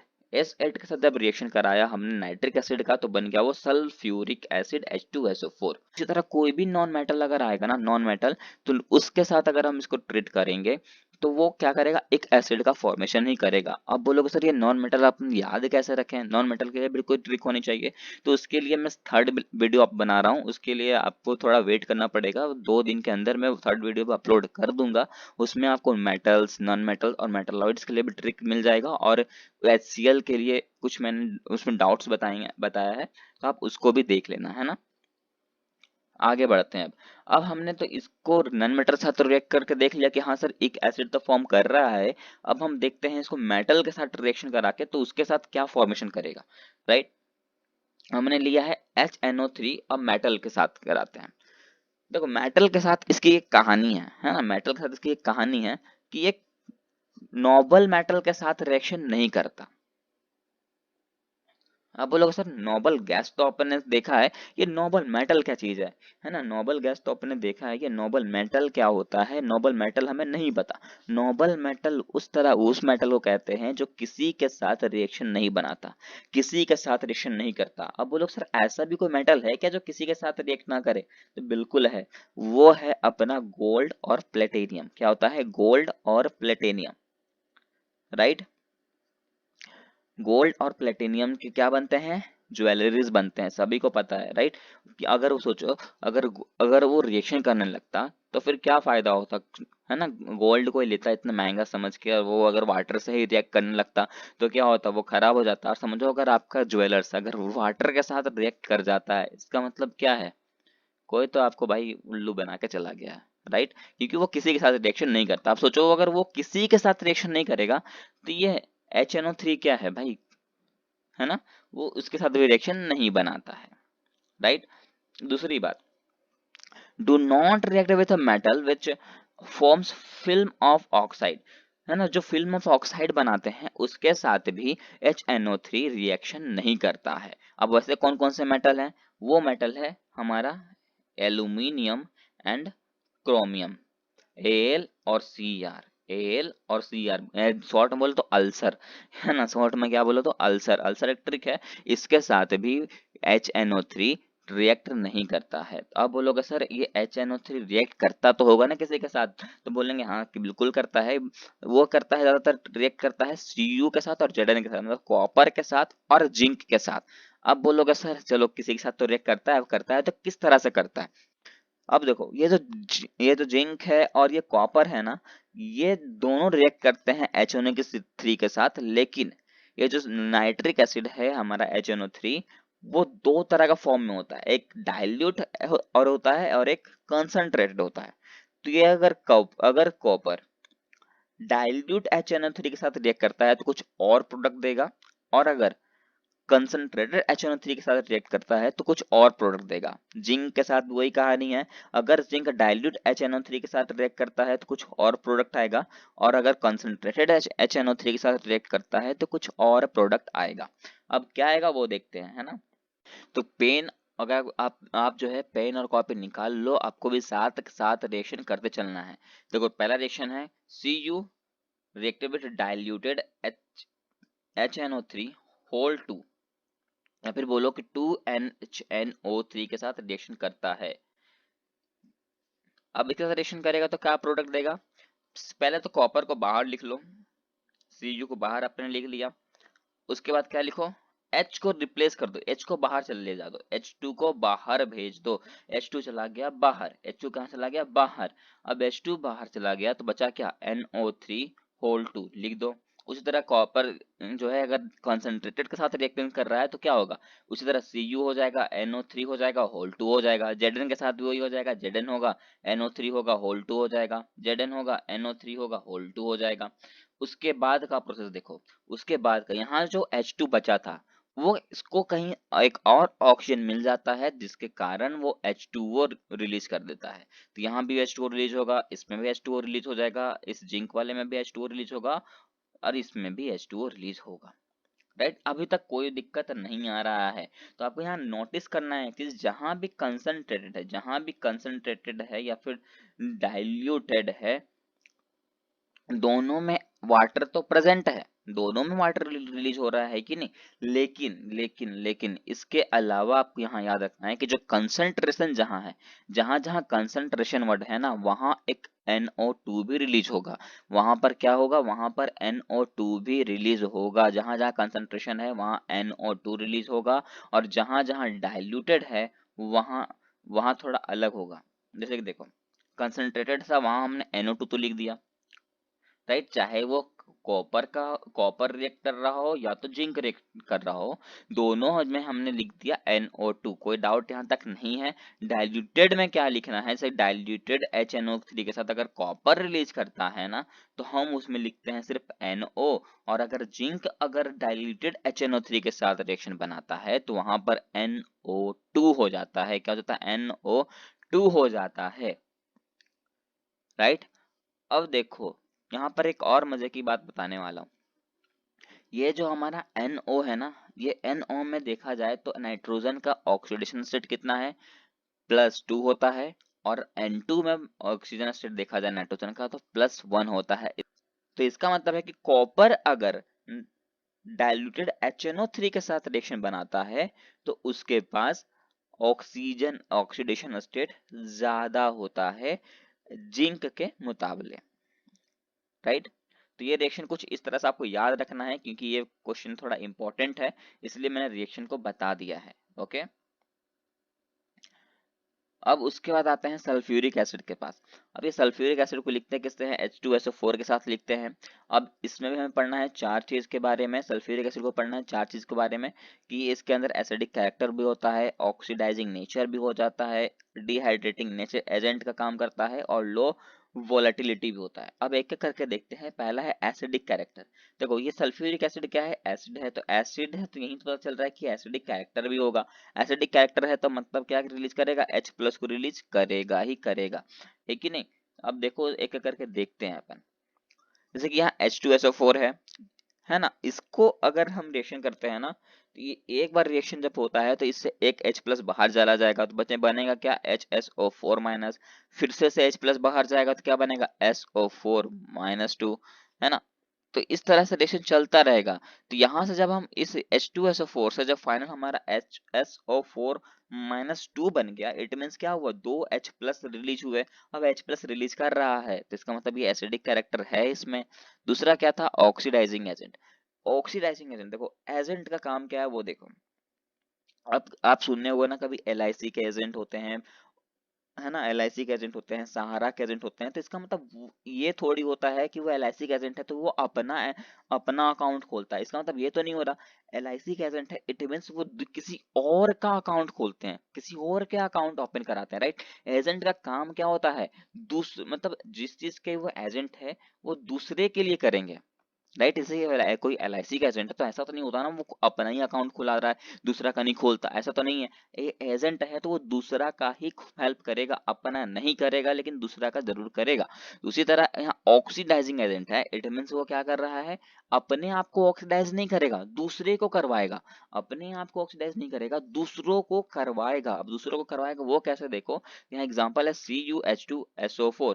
अब CuH2SO4 है तो यहाँ जब रिएक्शन होता है तो मिलता है CuSO4 plus SO2 plus H2O, right.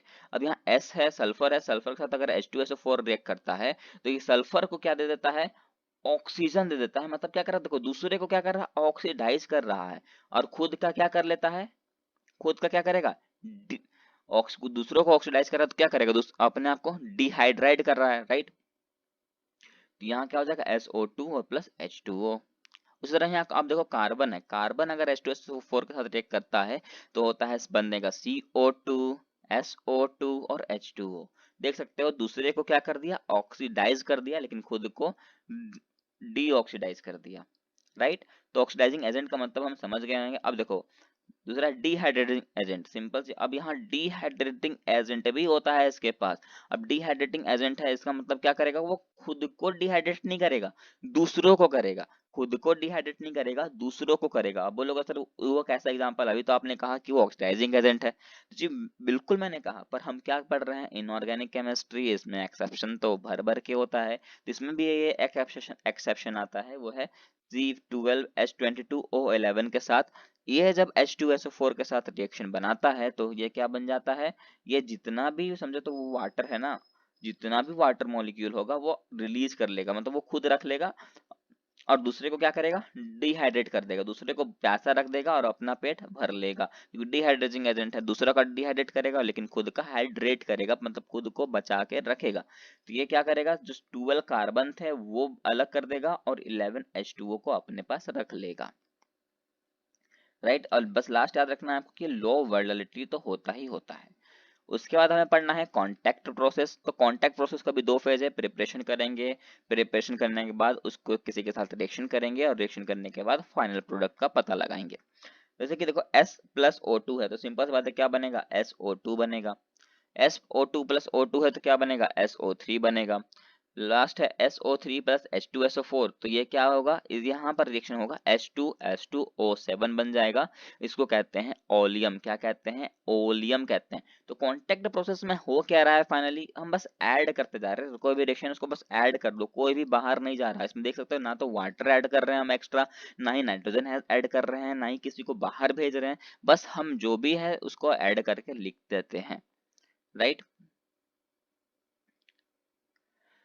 उसके बाद हमें पढ़ना है डाई ऑक्सीजन। डाई ऑक्सीजन को लिखते हैं O2, डाई ऑक्सीजन को क्या लिखेंगे, O2 लिखेंगे। अब डाई ऑक्सीजन का भी दो फेज होता है, एक होता है प्रिपरेशन फेज, दूसरा होता है रिएक्शन फेज। एक होता है प्रिपरेशन फेज, दूसरा होता है रिएक्शन फेज।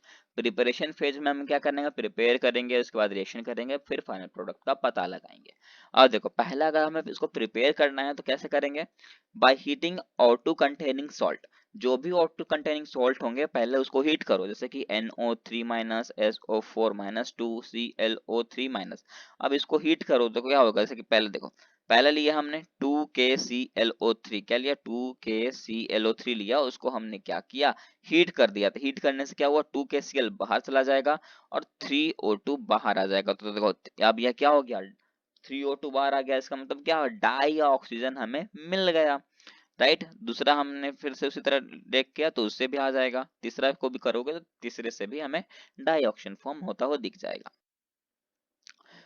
राइट। दूसरा प्रोसेस क्या कहता है, मेटल लो इन इलेक्ट्रोकेमिकल सीरीज।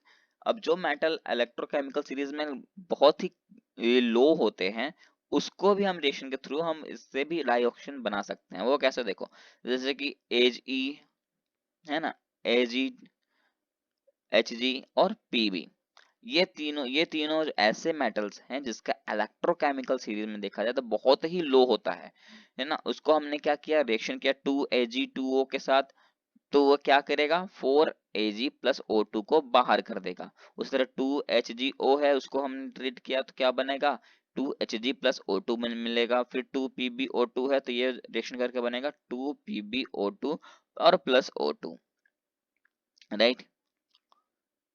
थर्ड क्या है, थर्ड कहता है डिकम्पोजिशन।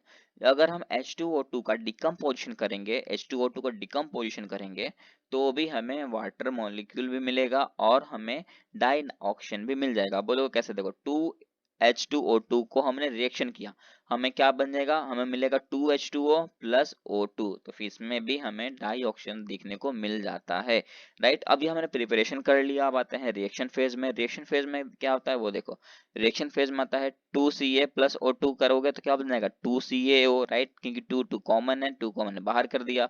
4Al प्लस 3O2 लिखा तो क्या रिजल्ट आएगा 2Al2O3 P4 5O2 है, रिएक्शन होगा तो क्या आएगा P4O10 आ जाएगा, C प्लस O2 है तो CO2 बन जाएगा, 2SO2 प्लस O2 है तो क्या बन जाएगा 2SO3 बन जाएगा। और लास्ट का तो बहुत इंपॉर्टेंट है, ये है याद रखना CH4 और 2H2O2 का रिएक्शन होता है तो ये वाटर को भी रिलीज करेगा और कार्बन डाइऑक्साइड को भी रिलीज करेगा, राइट। अब देखो यहाँ HCl और O2 है, HCl और O2 है तो ये भी ये क्या होगा, ये वाटर को भी रिलीज करेगा और Cl2 को फॉर्म करेगा, राइट। तो मतलब ये दोनों में वाटर रिलीज हो रहे हैं। फिर है बोरेक्स। बोरेक्स का फॉर्मूला होता है Na2B4O7.10H2O। क्या होता है, बोरेक्स का फॉर्मूला होता है Na2B4O7.10H2O। देखो बोरेक्स से याद है, यहाँ पर नाम ही याद होगा बोरोन। बोरोन बोरेक्स में क्या छुपा है, बोरोन छुपा है कहीं ना कहीं, राइट। देखो बोरेक्स के लिए ना मैंने बहुत ही इजी ट्रिक बनाया है, ये तो आपको पता ही होगा, आपने 9 10 में पढ़ा होगा कि अगर अपन एसिड और बेस को मिलाते हैं तो सॉल्ट प्लस वाटर मिलता है, और ये प्रोसेस रिवर्सिबल भी होता है। अगर एसिड और बेस मिलकर सॉल्ट और वाटर देता है तो वाटर और सॉल्ट मिल करके भी क्या देगा, एसिड और बेस को रिलीज कर सकता है, राइट। तो अब यहाँ पर हमें ट्रिक याद रखना है कि जो Na2B4O7 है वो एक तरह से वो क्या है, वो सॉल्ट है, और यहाँ पर वाटर भी प्रेजेंट है। तो अब ये वाटर और सॉल्ट तो इधर है तो ये क्या बनाएगा, एक एसिड बनाएगा और एक बेस को रिलीज करेगा। तो यहाँ पर हमें देखो तो यहाँ बेस क्या मिलेगा, तो यहाँ यहाँ पर सोडियम प्रेजेंट है, यार ये वाटर है तो H2O लिया है हमने, क्या लिया 2H2O लिया है। तो ये अगर वाटर है तो ये क्या रिलीज करेगा, OH को रिलीज करेगा, OH- और H+ को रिलीज करेगा, राइट।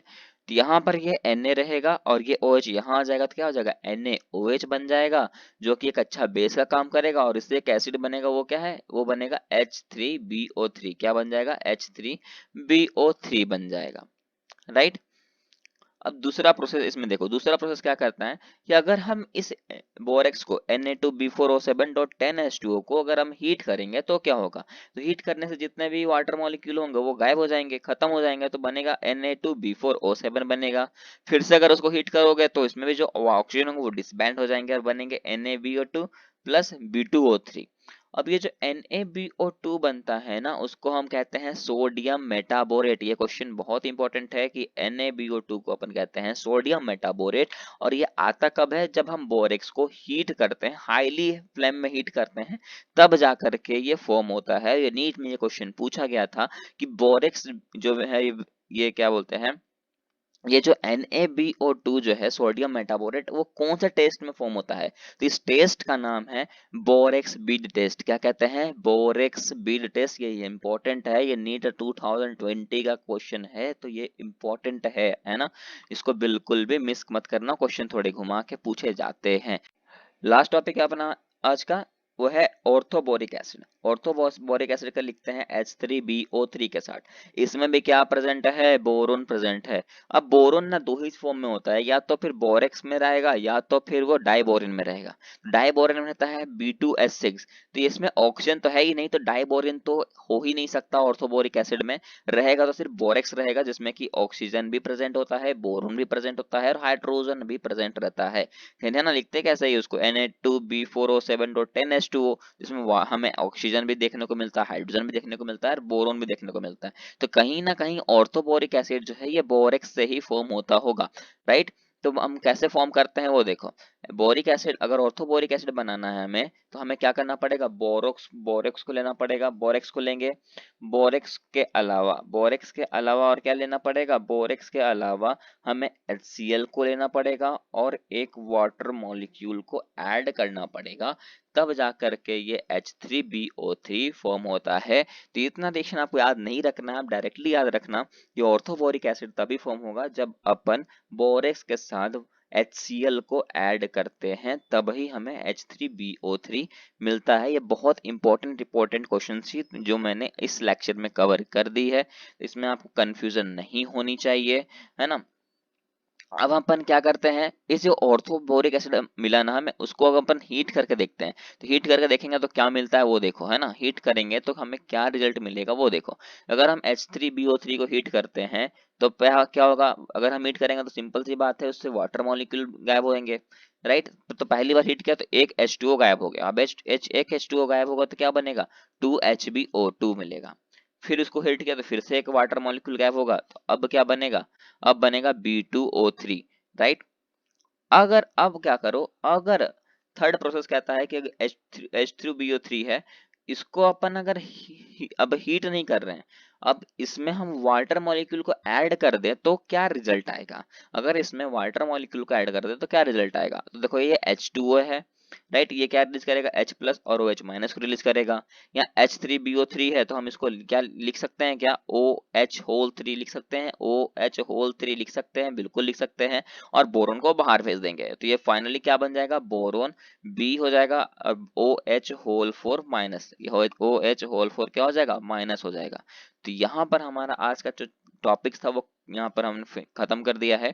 नेक्स्ट टॉपिक में हमें पढ़ना है कि क्या मेटलॉइड्स होते हैं, क्या मेटल्स होते हैं, कौन मेटल्स होते हैं, वो मेरे को मैं याद करा दूंगा, उसकी ट्रिक बताऊंगा। और एक HCl बाकी रह गया है, तो HCl को अपन नेक्स्ट लेक्चर में कंप्लीट कर लेंगे, वो ज़्यादा बड़ा लेक्चर नहीं होगा, है ना। तो अगर आपको ये लेक्चर अच्छा लगता है तो आप मेरे को कमेंट जरूर करना, और अगर कोई डाउट रहता है तो बिल्कुल कमेंट कर सकते हो, उसमें कोई डाउट अगर आपको रह जाता है तो बिल्कुल कमेंट जरूर करना, है ना। मैं तो यही कहूँगा कि आपको कमेंट करना चाहिए, अगर कोई डाउट रहता है तो उसके लिए मैं अलग से वीडियो बना दूंगा, या तो फिर उसमें अगर मेरे को बताने रह रहा था तो मैं आपको उसी कॉमेंट में रिप्लाई जरूर दूंगा, है ना। And all the best for your exams, अब अच्छे से एग्जाम देना कोई भी। और यार मैं तो यही कहूंगा कि ज्यादा प्रेशर मत लो, है ना, ज्यादा प्रेशर में एग्जाम मत लेना। ऐसा नहीं है कि आप सिर्फ अगर सोचोगे ना कि टफ है तो आप कभी क्लियर नहीं कर पाओगे, तो टफ सोचो ही मत, आप बस ये सोचो कि मैं जितना कर रहा हूँ ना उतना बहुत है, मैं इतना कर सकता हूँ, मुझे इतना करना चाहिए, ये रखो, है ना। ओके।